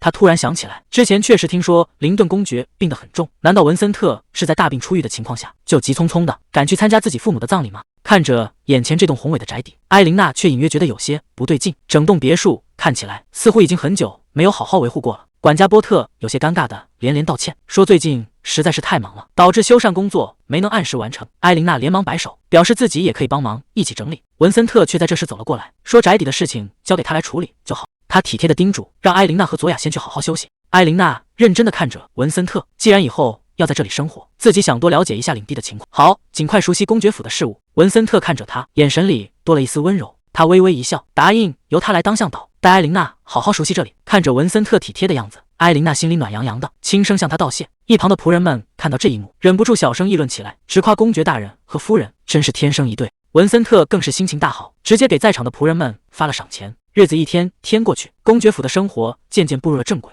女仆们一边帮埃琳娜整理衣服，一边笑着夸赞：“夫人，北方的款式真的很适合您。”另一位女仆也跟着附和：“这身衣服活动起来应该会方便很多。”埃琳娜笑着回应：“确实很舒服。”换好衣服后，埃琳娜转过头问2个孩子：“卢卡纳斯、佐雅，你们真的不打算一起去吗？”卢卡纳斯捂着嘴偷笑：“我们还有别的事情要忙呢，你们2个就去约会吧。”听到约会2个字，埃琳娜有些不好意思的解释：“公爵只是带我熟悉一下领地而已。”卢卡纳斯一边推着埃琳娜往外走，一边小声嘀咕：“2个人单独相处才是重点啊，快去吧，父亲已经在等您了，祝你们玩得开心。”文森特正牵着马在府邸外等候，听到身后的动静，他转过身去。埃琳娜有些不好意思的开口：“抱歉，让你久等了。”看着换好一身新裙子的埃琳娜，文森特一时间有些看呆了。回过神来，他温柔的笑了笑，轻声回应道：“如果是为了等你，多久我都愿意。”说完，文森特便朝他伸出了手。看着眼前如此温柔的男人，埃琳娜的心跳不由得漏了一拍。文森特温柔地看着她，说：“牧场有点远，我们骑马过去吧。”埃琳娜轻轻点头答应，2人的手紧紧牵在一起。没过多久，文森特便带着埃琳娜骑着马来到了目的地。看着眼前开阔的景象，埃琳娜有些惊讶，这就是林顿公爵领的牧场。文森特扶着埃琳娜下马，温柔地叮嘱：“扶着我慢慢下来。”刚一落地，几只温顺的牛羊就凑了过来。看着这些毛茸茸的小家伙，埃琳娜忍不住伸手去摸。文森特在一旁看着，笑着说：“你看起来很喜欢小动物。”埃琳娜开心地回应：“当然了，它们不仅长得可爱，而且还是非常重要的收入来源。”她一边抱着小羊，一边认真地解释起来：“到了冬天，北方可是帝国皮毛和肉类的主要供应地，这些小家伙都是帝国度过寒冬的宝贝资源。”不过看着眼前的数量，埃琳娜有些担忧，但光靠现在的规模，想供应整个帝国恐怕还远远不够。北方的居民们今年恐怕要度过一个艰难的冬天了。文森特有些惊讶地看着他：“你只是看了一眼，就想到了这么多吗？”自从老公爵病倒之后，这片领地已经很久没有被好好管理过了，不仅有盗贼四处劫掠，甚至还爆发了可怕的瘟疫。埃琳内的神色有些黯然，接着说道：“听说那场灾难夺走了很多人的生命。”文森特有些愧疚地低下头：“抱歉，本想带你来散散心，结果却让你跟着一起操心了。”埃琳娜温柔地安慰道：“这并不是您的错，公爵大人，毕竟您之前一直卧病在床，这也是没办法的事。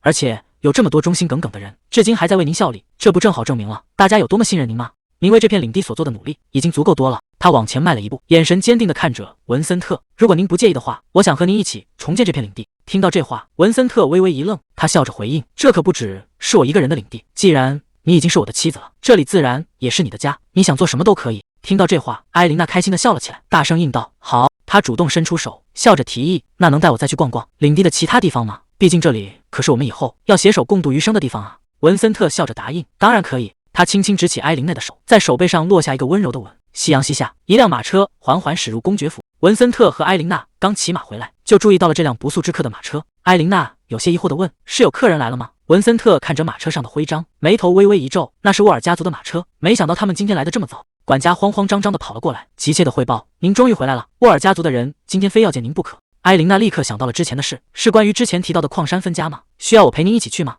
文森特神色冷峻地拒绝了，多半是关于矿山的事，你没必要卷进来，先回去休息。埃琳娜轻轻点头，我明白了，那我先回房间了。沃尔家族这个名字，总觉得在哪里听过，为什么会这么耳熟？一种不祥的预感瞬间涌上心头。埃琳娜突然想起了很久以前的事，当年的餐桌上，叔叔帕维斯肆无忌惮地嘲笑，说沃尔家族居然会输给卢卡纳斯那个小鬼，真是一群蠢货。耶娜忍不住反驳，并不是他们愚蠢，而是卢卡纳斯大人太聪明了。叔叔帕维斯冷哼一声，眼神里闪过一丝狠毒，他们最大的失误就是留了那个小鬼一条活路，当初就应该把他和老公爵一起解决掉。话音刚落，旁边突然传来盘子摔碎的脆响。耶娜猛地转过头，狠狠瞪着埃琳娜。叔叔帕维斯也皱起眉头，不悦地质问：你到底在干什么？埃琳娜慌忙低下头道歉：对不起，我不是故意的。耶娜冷笑着站起身，一步步逼近。怎么，听到卢卡纳斯大人的名字就让你慌成这样吗？仔细想想，他以前不是天天给你写信吗？你该不会到现在还指望他来救你吧？埃琳娜吓得直发抖，小声辩解说没有。耶娜冷笑一声：那就好，卢卡纳斯大人现在可是名正言顺的公爵了，怎么可能看得上你这种可怜虫？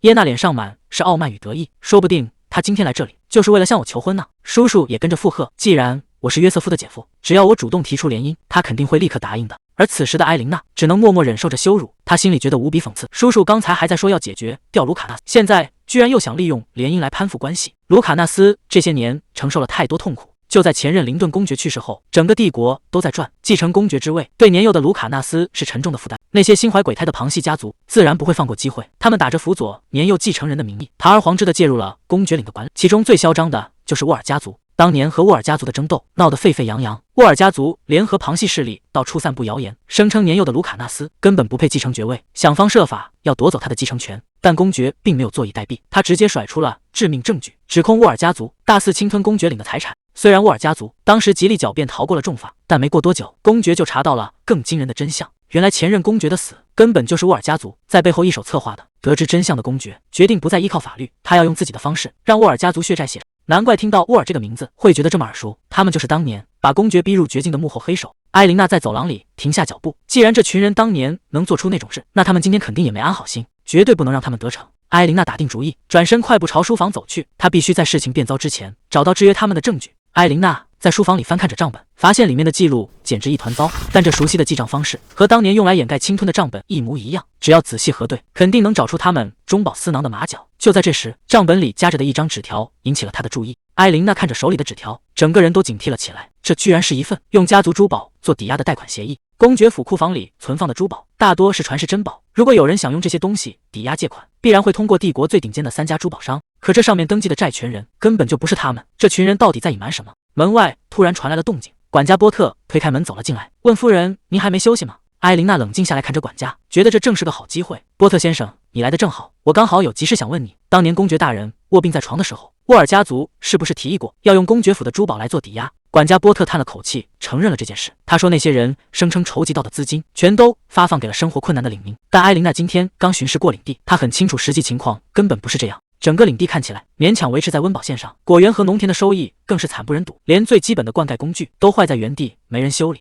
埃琳娜非常怀疑沃尔家族根本没有把抵押贷款的钱分给老百姓，那这笔巨额资金到底被他们弄到哪里去了？管家波特听完有些吃惊，他没想到夫人只用了1个下午就看穿了领地最核心的危机。他忍不住好奇地问：夫人，您以前接受过领地管理的专业训练吗？那时候的佐雅还很小，父亲抱着他走在自家的工坊里，叮嘱：佐雅，你以后可是要继承整个柯林斯家族产业的，现在就要好好学习管理知识。怀里的小佐雅乖巧地答应。看着工坊里5颜6色的布料，佐雅有些好奇地问：爸爸，工人们难道就不会弄错，染出奇怪的颜色吗？旁边正在干活的女工听了，忍不住打趣：“天哪，大小姐这么小就在考虑这么复杂的工业问题啊！”另一位女工也跟着解释：“其实以前确实经常出差错，但多亏了伯爵大人想出了一个绝妙的办法，才把这些废品变成了最畅销的特色产品。”小佐雅听得两眼放光，大声宣布：“长大以后也要像爸爸一样聪明。”父亲笑着摸了摸他的头，鼓励他：“只要你肯动脑筋，从不同角度思考，就一定能找到最完美的解决办法。”回忆的画面渐渐淡去，艾琳娜回过神来，轻声感叹：“这些都是我小时候父亲教给我的道理。”她看着眼前的管家波特说道：“不过我现在对公爵领的具体情况还不熟悉，接下来的日子里还要多仰仗波特先生的协助。”管家波特立刻恭敬地表态：“能为您效劳是我的荣幸，夫人，请您随时吩咐。”管家波特叹了口气，接着向艾琳娜透露了更多内幕。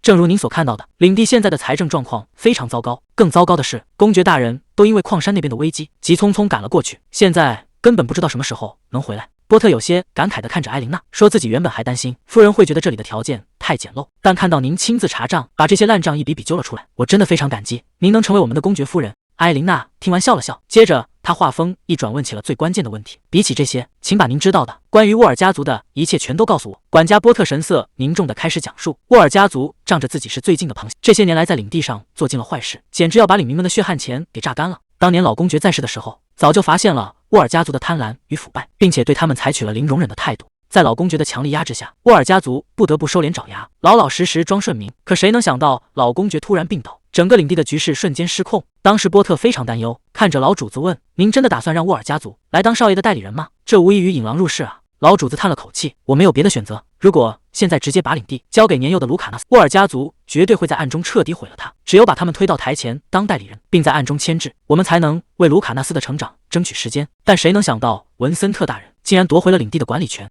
不仅如此，大人为了履行约定，还亲自把您接回了王都。这下沃尔家族彻底慌了神，他们一听说这个消息，就不断写信要求与您见面，今天更是直接硬闯了进来。波特一边说着，一边把一叠信件递给了艾琳娜。他们现在失去了对财政大权的掌控，已经彻底乱了阵脚。波特有些担忧地提醒：“夫人，他们似乎把目标完全锁定了您，想利用您作为筹码来逼迫公爵大人妥协。不过公爵大人之前特意交代过，绝对不能让您去和沃尔家族接触。”艾琳娜看着手中的信件，陷入了沉思。文森特之所以这么做，无非是想保护她。可既然自己已经成为了公爵夫人，就绝对不能一直躲在他的身后。既然对方已经找上门了，那就必须先下手为强。艾琳娜对管家说：“波特先生，能帮我起草几份正式的邀请函吗？”管家听完直接愣住了。艾琳娜微笑着继续说道：“我想邀请庞系家族的那些贵妇们来府里参加一场正式的茶会。既然要面对，那就主动出击。等到了那天，我一定要以公爵夫人的身份，好好跟他们打个招呼。”艾琳娜优雅地沏好茶，缓缓注入红茶与蜂蜜，行云流水的动作让对面的沃尔夫人直接看呆。这手法无懈可击，她真的只是个新手吗？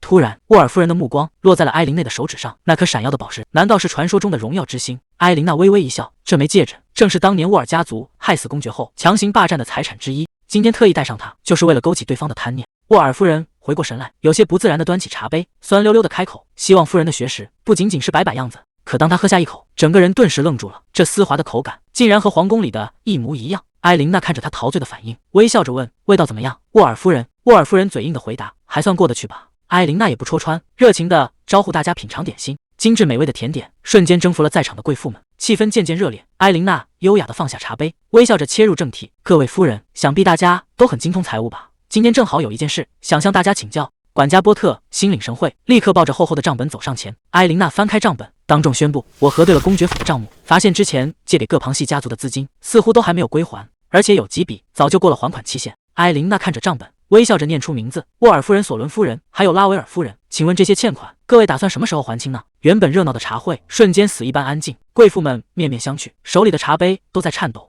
沃尔夫人结结巴巴地质问：“今天请我们来，难道就是为了讨债吗？这中间肯定有误会，这种大事您还是直接去跟公爵大人谈吧。”艾琳娜可不吃这一套，微微侧过头：“波特先生，请提醒一下各位夫人，现在到底是谁在管理公爵领的财产？”管家波特立刻上前，大声回答：“林顿公爵领的真正主人是公爵大人以及公爵夫人。”艾琳娜合上账本，不紧不慢地反问：“也就是说，我有权亲自处理这件事，对吧？”管家波特恭敬低头：“当然。”沃尔夫人彻底坐不住了，猛地一拍桌子，站了起来。她气急败坏地大喊：“你一个女仆出身的家伙，凭什么在这里指手画脚？你真以为自己成了真正的公爵夫人吗？”这一下，旁边的贵妇们全吓傻了，赶紧出声劝阻：“这种大逆不道的话，怎么能当众说出来？”艾琳娜微微抬眼，冷冷地看着他：“沃尔夫人，你这是在质疑公爵大人的决定吗？”沃尔夫人一听，整个人都愣住了，结结巴巴的想要辩解。艾琳娜根本不给他机会：“不管我的出身是什么，我现在都是公爵的妻子，侮辱我就等于是在侮辱公爵本人。”根据帝国法律，侮辱贵族可是重罪。沃尔夫人吓得脸色发白，再也说不出话来。埃琳娜居高临下的看着他，语气平静，却带着不容置疑的威严。如果不想让这件事传到公爵大人和帝国法院那里，那就请立刻把欠款还清。他把账本重重地拍在桌上，清脆的响声震得在场所有人心里发。埃琳娜给出了最后通牒，你们只有3天时间把所有的账目结清。看着埃琳娜强硬的态度，管家波特在旁边默默看着，心里忍不住暗暗赞许。这下对面的几个贵妇彻底慌了神，私底下开始小声嘀咕，有人小声抱怨，他看起来是认真的，不就是仗着公爵宠他才敢这么嚣张吗？沃尔夫人咬了咬牙，虽然心里气得不行，但眼下也只能先认怂。他压低声音说：“今天先回去，我们再商量对策。”说完，这几个人连招呼都没打，就灰溜溜的转身走了。看到带头的沃尔夫人走了，剩下的2个贵妇也坐不住了，赶紧站起身来告辞。他们有些局促地说：“那我们也先告辞了，今天非常感谢您的邀请。”可还没等他们迈开步子，埃琳娜却突然开口了。她微微一笑：“请等一下。”听到埃琳娜突然叫住他们，那2个没欠债的贵妇吓得一哆嗦，还以为自己也要跟着倒霉了。没想到埃琳娜却换上了一副温柔的笑脸。她微笑着说：“2位并没有欠款，刚才真是抱歉，让你们受惊了。为了表示歉意，我已经让人把点心送到了你们的马车上，请带回去尝尝吧。”一听这话，2个贵妇顿时松了一大口气，连连道谢。茶会结束后，埃琳娜回到了房间里，女仆一边帮她梳理着头发，一边兴奋地搭话：“夫人，我听波特说了刚才的事，您真是太厉害了。那个沃尔夫人平时总是高高在上的，今天看她吃瘪，真是让人觉得痛快。”埃琳娜微微一笑：“其实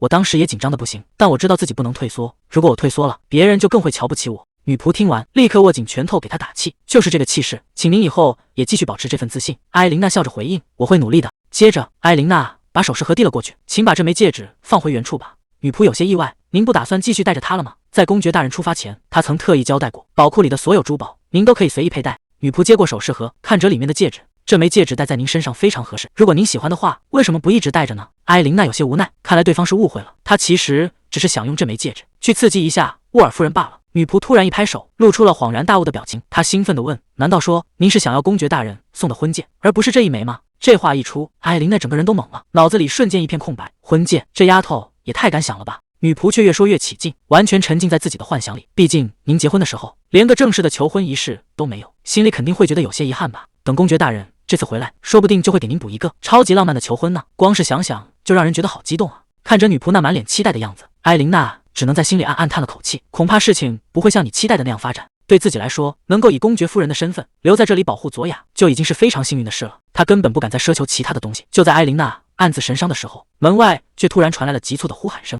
女仆慌慌张张地推开门，大喊着：“夫人不好了，出大事了，请您快去看看佐雅小姐吧。”佐雅小姐从今天下午开始身体就有些不舒服，结果到了晚上，她突然发起了高烧，整个人都晕过去了。听到这个消息，埃琳娜一下子站了起来，简直不敢相信自己的耳朵。她急急忙忙赶到佐雅的房间里，守在床边。床上的佐雅正发着高烧，嘴里还梦呓着：“妈妈，请不要离开我，叔叔变成了一个好可怕的人。”听到佐雅的梦话，埃琳娜心里猛地一沉，她紧紧握住佐雅的小手，自责的不行：“这全都是我的错。”旁边的女仆叹了口气，解释说：“佐雅小姐知道您最近太忙了，所以身体不舒服，也一直忍着没说。不过医生也说了，她只是因为换了新环境，有些劳累，很快就会好起来的，请您不用太担心。”听到这话，埃琳娜稍微松了口气，对大家说：“谢谢你们，今晚我来守着佐雅就行，你们都先回去休息吧。”女仆们听完，恭敬地行了个礼，便退出了房间。等女仆们都退下后，房间里只剩下埃琳娜一个人。看着床上高烧不退的佐雅，埃琳娜心里满是懊悔，为什么自己没有早点发现呢？这一世佐雅所经历的一切，其实和前世已经完全不同了。她不仅要面对亲人的突然离去，还要眼睁睁看着曾经信任的亲戚变得面目可憎，甚至她还被带到了一个从未见过的陌生地方。如果自己能早点站在佐雅的角度下，就会明白这个孩子承受了多少恐惧。埃琳娜心里满是愧疚，她只顾着处理眼前的各种麻烦，却完全忽略了佐雅的感受。这孩子心里该有多害怕啊！埃琳娜轻轻抚摸着佐雅的脸庞，在心里默默呼唤着她的名字。窗外夜色渐深，一轮明月挂在夜空中。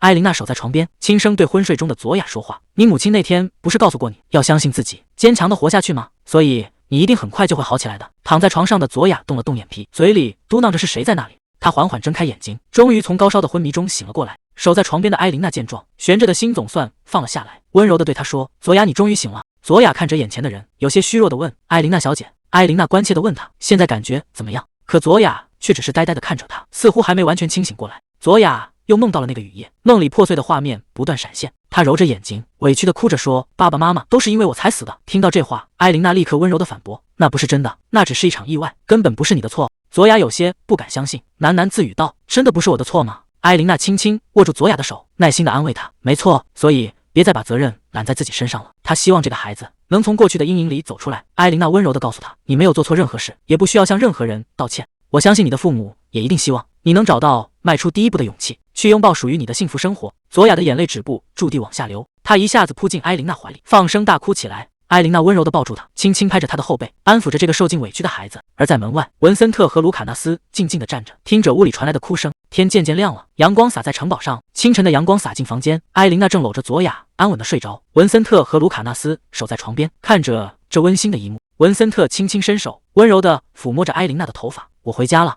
仆人们正忙着打扫庭院，艾琳娜急匆匆地赶了过来，焦急地询问管家波特，公爵和卢卡纳斯是不是真的回来了。波特微微躬身表示肯定，说他们今天一大早就到了，因为不想打扰女眷们休息，所以一早就一起去扫墓了。艾琳娜有些疑惑，他们去的地方应该就是前任公爵夫人的墓地。墓碑前，文森特轻声祭奠着父母，卢卡纳斯乖巧地站在一旁，将一束白花轻轻放在墓前。文森特看着墓碑，神色突然变得严肃起来。矿山那边的麻烦确实是沃尔家族搞的鬼，他们甚至趁机把手伸向了公爵府的资产。文森特的声音冷了下去，他会尽快让对方付出代价。他打算把之前的清算计划提前执行。餐桌上摆满了丰盛的食物，卢卡纳斯拿来一块小蛋糕，递给一旁的佐雅，体贴的让他吃点甜的压一压药味。佐雅乖巧地道谢，接过蛋糕塞进嘴里，脸上露出了满足的表情。文森特微笑着对艾琳娜说，这几天辛苦了。艾琳娜一边切着食物，一边淡淡的回应自己没做什么，倒是公爵和卢卡纳斯去矿山更辛苦。听到这冷淡的语气，文森特心里咯噔一下，开始担心他是不是因为自己突然离开而生气。文森特轻轻附上艾琳娜的手，温柔的道歉，承诺以后再也不会离开她身边这么久。艾琳娜有些诧异，心里顿时慌了神，觉得这误会闹大了。为了转移话题，艾琳娜有些紧张的询问公爵，是否需要他帮忙一起修缮墓地。话还没说完，文森特却突然脸色一变，直接被水给呛到了。文森特被呛得直咳嗽，尴尬地解释墓地的事情，交给波特去办就行。吃过饭后，卢卡纳斯准备去见家庭教师，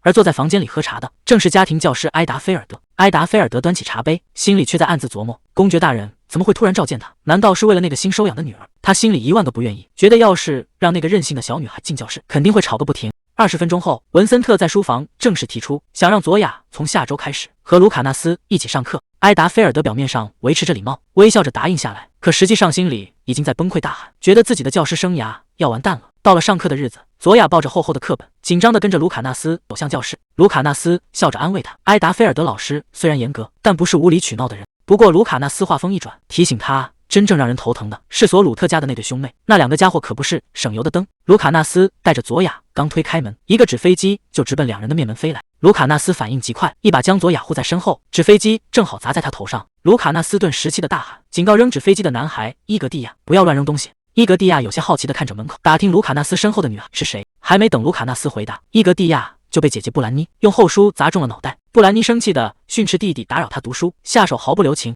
卢卡纳斯小声给佐雅介绍，布兰妮平时看着冷静，其实经常动手揍弟弟。佐雅在一旁看得瑟瑟发抖，生怕自己也会被这样揍。而此时布兰妮冷冷地朝门口看了过来。布兰妮抱着书坐下，提醒他们老师马上就到。卢卡纳斯和佐雅赶紧过去坐好，4个孩子并排坐在沙发上，气氛有些微妙。随后教室门被推开，埃达菲尔德抱着教案走了进来，他的目光落在佐雅身上，暗自怀疑这个看似乖巧的女孩是不是装出来的。埃达菲尔德冷哼一声，心里已经有了盘算，只要这个女孩敢在课堂上捣乱，他就立刻向公爵大人汇报，把这个不听话的野丫头彻底赶出教室。1周的课程转眼结束，严苛的埃达菲尔德老师推了推眼镜，冷淡地布置了周末作业，如何让一篮子鸡蛋的价值最大化。面对这个超龄的商业难题，几个孩子围着蛋筐面面相觑。下课后，卢卡纳斯主动凑到佐雅身边，想要帮他一起写作业，佐雅却笑着摇头拒绝，他想靠自己独立思考。看着佐雅离去的背影，埃达菲尔德若有所思。传闻中这个女孩被惯坏了，可这周的表现却专注又认真，简直判若两人。深夜的庄园一片寂静，艾琳娜独自在书房核对账本，脸色却越发凝重。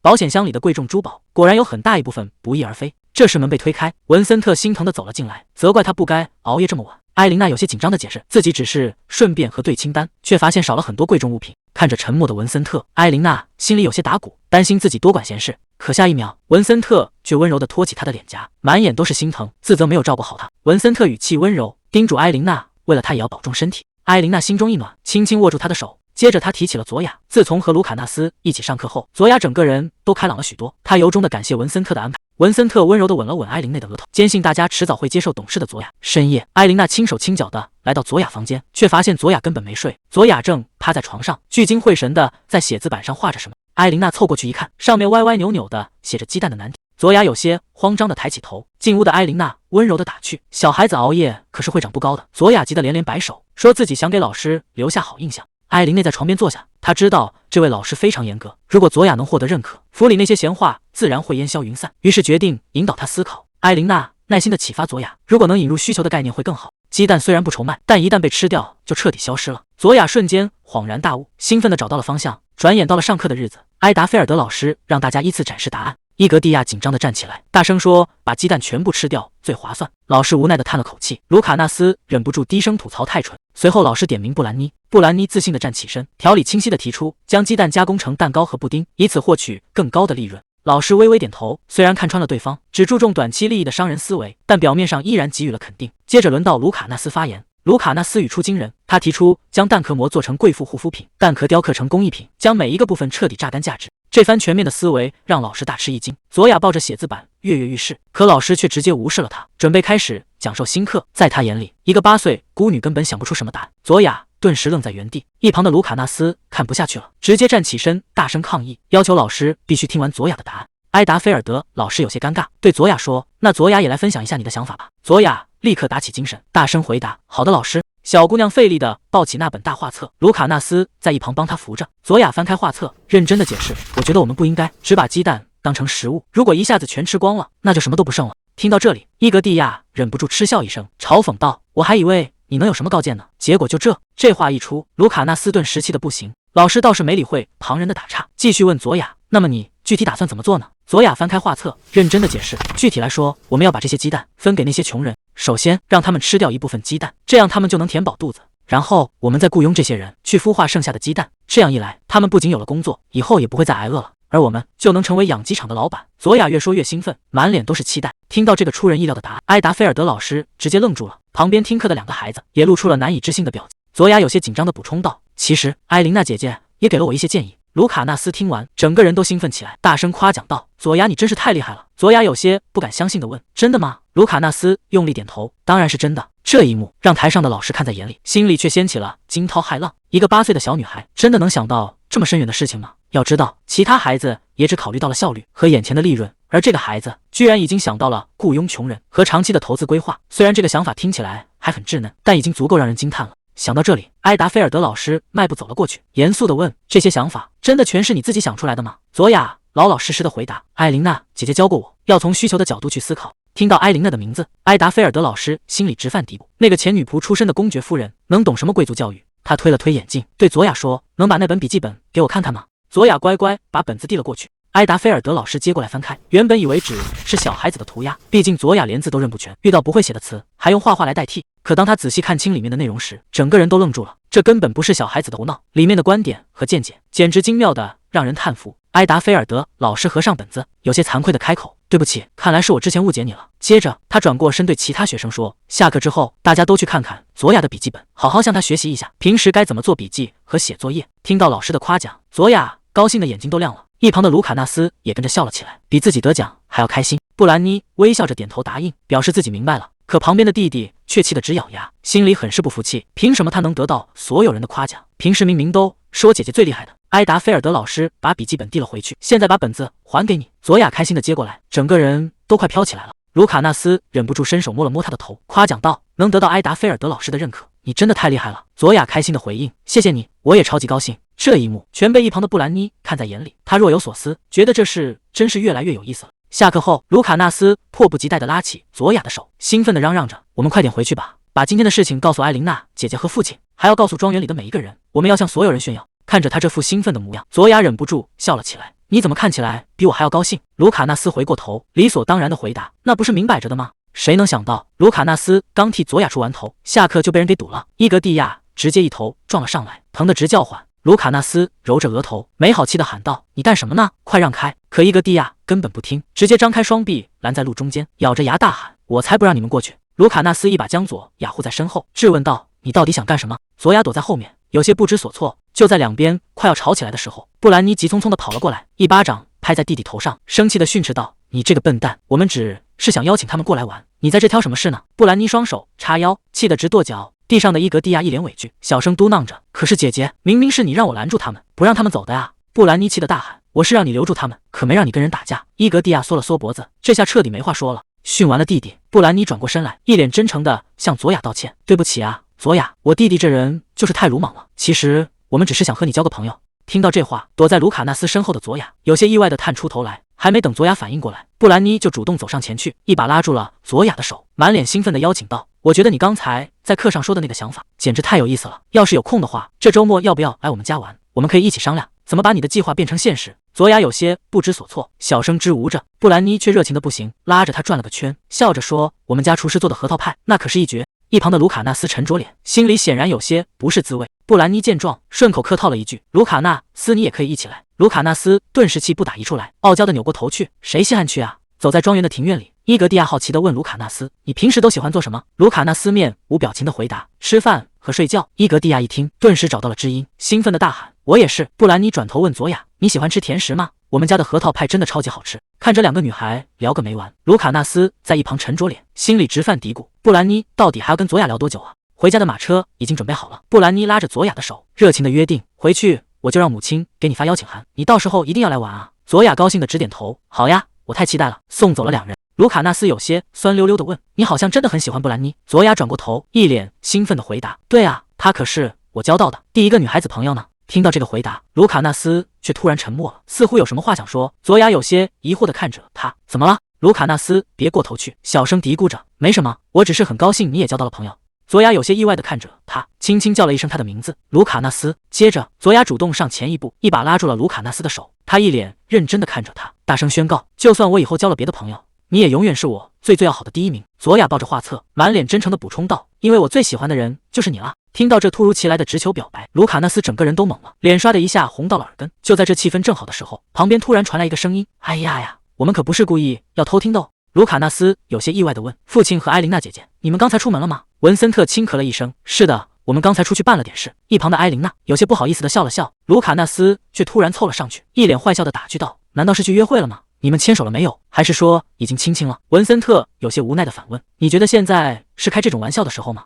卢卡纳斯却理直气壮地大喊：“我只是担心你又在欺负艾琳娜姐姐。”文森特有些好笑地回答：“这有什么好担心的？比起这个，你那边的事情进展得怎么样了？”听到这话，卢卡纳斯顿时有些心虚地别过头去，看着父子俩一见面就针锋相对的样子。艾琳娜在一旁有些无奈地叹了口气，这两个人怎么一见面就吵架呀？到了出发去布兰妮家做客的日子，艾琳娜牵着孩子们准备出门，看着空无一人的门口，佐雅有些疑惑：“公爵大人今天不和我们一起去吗？”艾琳娜在一旁微笑着解释：“公爵大人平时公务繁忙，这只是私人拜访，确实没必要特意抽空过去。”听到这话，卢卡纳斯在一旁得意地笑了起来：“别担心，就算父亲不在，我也一定会让你玩得开心的。”艾琳娜有些好笑地打趣道：“卢卡纳斯，你这话听起来倒像是更希望你父亲别去。”卢卡纳斯顿时有些心虚地愣住了，谁能想到说曹操道，文森特不知什么时候已经站在了身后，正静静地看着他们。文森特一边走来一边说：“抱歉，我来晚了，我刚刚才处理完公务。”他看向艾琳娜：“我穿这身衣服合适吗？”一旁的卢卡纳斯有些无语地抗议：“别搞得好像这里只有你们两个人一样。”艾琳娜有些迟疑地回答：“是的，通常情况下不需要穿得这么正式，不过你看起来真的非常帅气。”文森特微微一笑：“既然这是我们第一次以夫妻身份出席活动，我想我应该穿得体面一些。”听到这话，艾琳娜有些意外，没想到他居然考虑得这么周全。她走上前去，温柔地对他说：“你的徽章有点歪了，我来帮你整理一下吧。”艾琳娜正专心地帮文森特整理着胸前的徽章，一旁的佐雅看得直拍手，笑着嚷嚷：“你们两个感情真好。”卢卡纳斯在一旁沉着脸，心里直犯咕哝，这家伙绝对是故意的。文森特微微低下头，突然开口问：“你动作这么熟练，以前也帮别人整理过徽章吗？”听到这突如其来的问题，艾琳娜一下子愣住了，有些不好意思地解释：“没有的事，以前我母亲经常帮我父亲整理，我只是照着她的样子做而已。”听到这个回答，文森特嘴角微微上扬，没再多说什么。艾琳娜心里甜滋滋的，觉得这些日常的相处让他们越来越像真正的夫妻了。没过多久，马车就抵达了目的地。卢卡纳斯一下车就急忙朝后面伸出手，大声喊着：“佐雅，快拉住我的手！”他心里暗暗较劲，可不能让父亲把风头都抢光了。佐雅开心地拉住他的手，笑着道谢。卢卡纳斯得意地朝文森特扬了扬下巴：“看见没，好好学着点。”文森特根本没理会儿子的挑衅，转身走到车门前，向正准备下车的艾琳娜伸出手。卢卡纳斯在一旁看着，忍不住露出一脸坏笑。可谁能想到，艾琳娜刚踩上台阶，脚下突然一滑。就在这千钧一发之际，文森特反应极快，一把将艾琳娜抱进怀里。这一下可把旁边的卢卡纳斯给看傻了。佐雅倒是在一旁兴奋的不行。文森特低声问：“你没事吧？”艾琳娜有些不好意思的回答：“没事，谢谢你。”卢卡纳斯在一旁气得直咬牙：“可恶，这次又输给父亲了。”就在这时，前面传来了热情的招呼声：“佐雅，欢迎你们！”原来是主人家出来迎接了。布兰妮兴奋地大喊：“我一整个早上都在盼着你们来呢！”佐雅也开心地迎了上去：“我也是。”两个小姑娘一见面就抱在了一起。佐雅递上手里的花篮：“这个是送给你的。”布兰妮惊喜地接过来：“你居然还给我烤了饼干？那我们待会儿一起吃吧。”看着孩子们打成一片，索鲁特夫妇在一旁笑着感叹：“布兰妮真的很喜欢佐雅小姐呢，以前可从没见她对谁这么热情过。”索鲁特夫妇恭敬的行礼：“欢迎来到索鲁特庄园，公爵大人、公爵夫人。”文森特微微一笑，客气的回应：“能收到你们的邀请是我们的荣幸，我和我妻子都很高兴，佐雅能交到布兰妮这么开朗的朋友。”听到公爵的夸奖，男主人有些受宠若惊的笑了起来。女主人在一旁温柔的提醒丈夫：“亲爱的，别让客人们一直站在外面说话了，快请他们进去吧。”男主人连忙侧过身子路：“瞧我这记性，各位请往这边走。”文森特转过头，温柔的对身边的妻子说：“我们走吧。”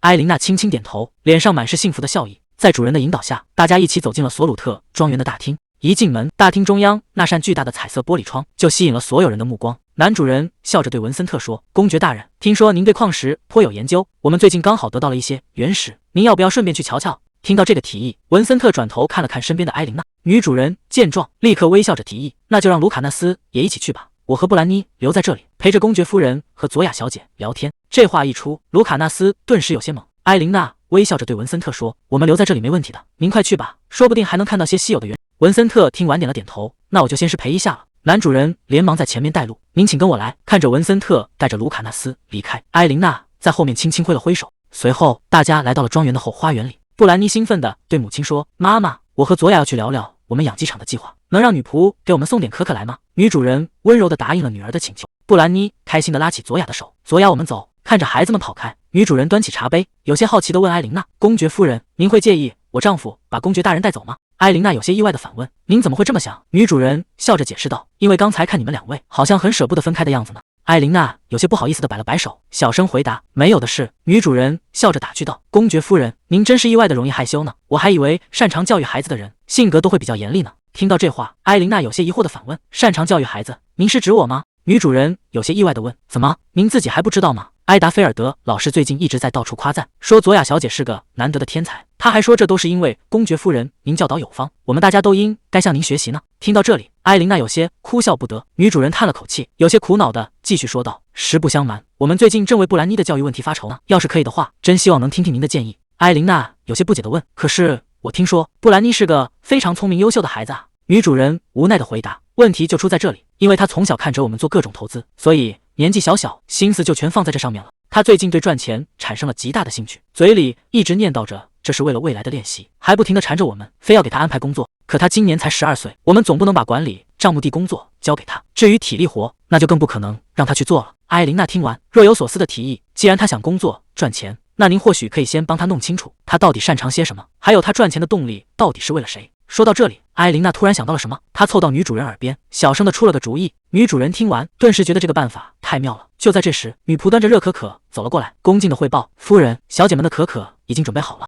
女主人对女仆吩咐道：“谢谢你，布兰妮他们在那边讨论呢，请把可可给他们送过去吧。”女仆恭敬地答应：“好的，夫人。”看着女仆离开，埃琳娜注意到桌上的茶具，有些好奇地问：“庄园里到处都装饰着彩色玻璃，难道这套茶具也是用那种玻璃做的吗？”女主人笑着解释道：“您真是观察入微，不过这些可不是普通的玻璃，这些其实是从塞拉尔矿山开采出来的天然矿石。”听到这里，埃琳娜有些惊讶：“天然矿石？”女主人凑近了一些，小声透露道：“这可是我丈夫最近刚刚开始投资的新项目，我想他现在应该正在向公爵大人详细介绍这个项目呢。”埃琳娜这才反应过来，原来对方今天特意邀请公爵过来，真正的目的在这呢。就在这时，女主人微笑着伸出手，主动发出了邀请：“如果您有兴趣的话，要不要和我们一起投资呢？”面对索鲁特夫人的投资邀请，埃琳娜有些迟疑：“您是说投资吗？”索鲁特夫人微笑着拉住她的手，表示可以详细解释。埃琳娜有些纠结，虽然自己确实有兴趣，但这种大事自己能擅自决定吗？这时她想起文森特曾对她说：“你想做什么就尽管去做。”有了丈夫的全力支持，埃琳娜顿时有了底气。既然这样，那就请您详细跟我说说吧。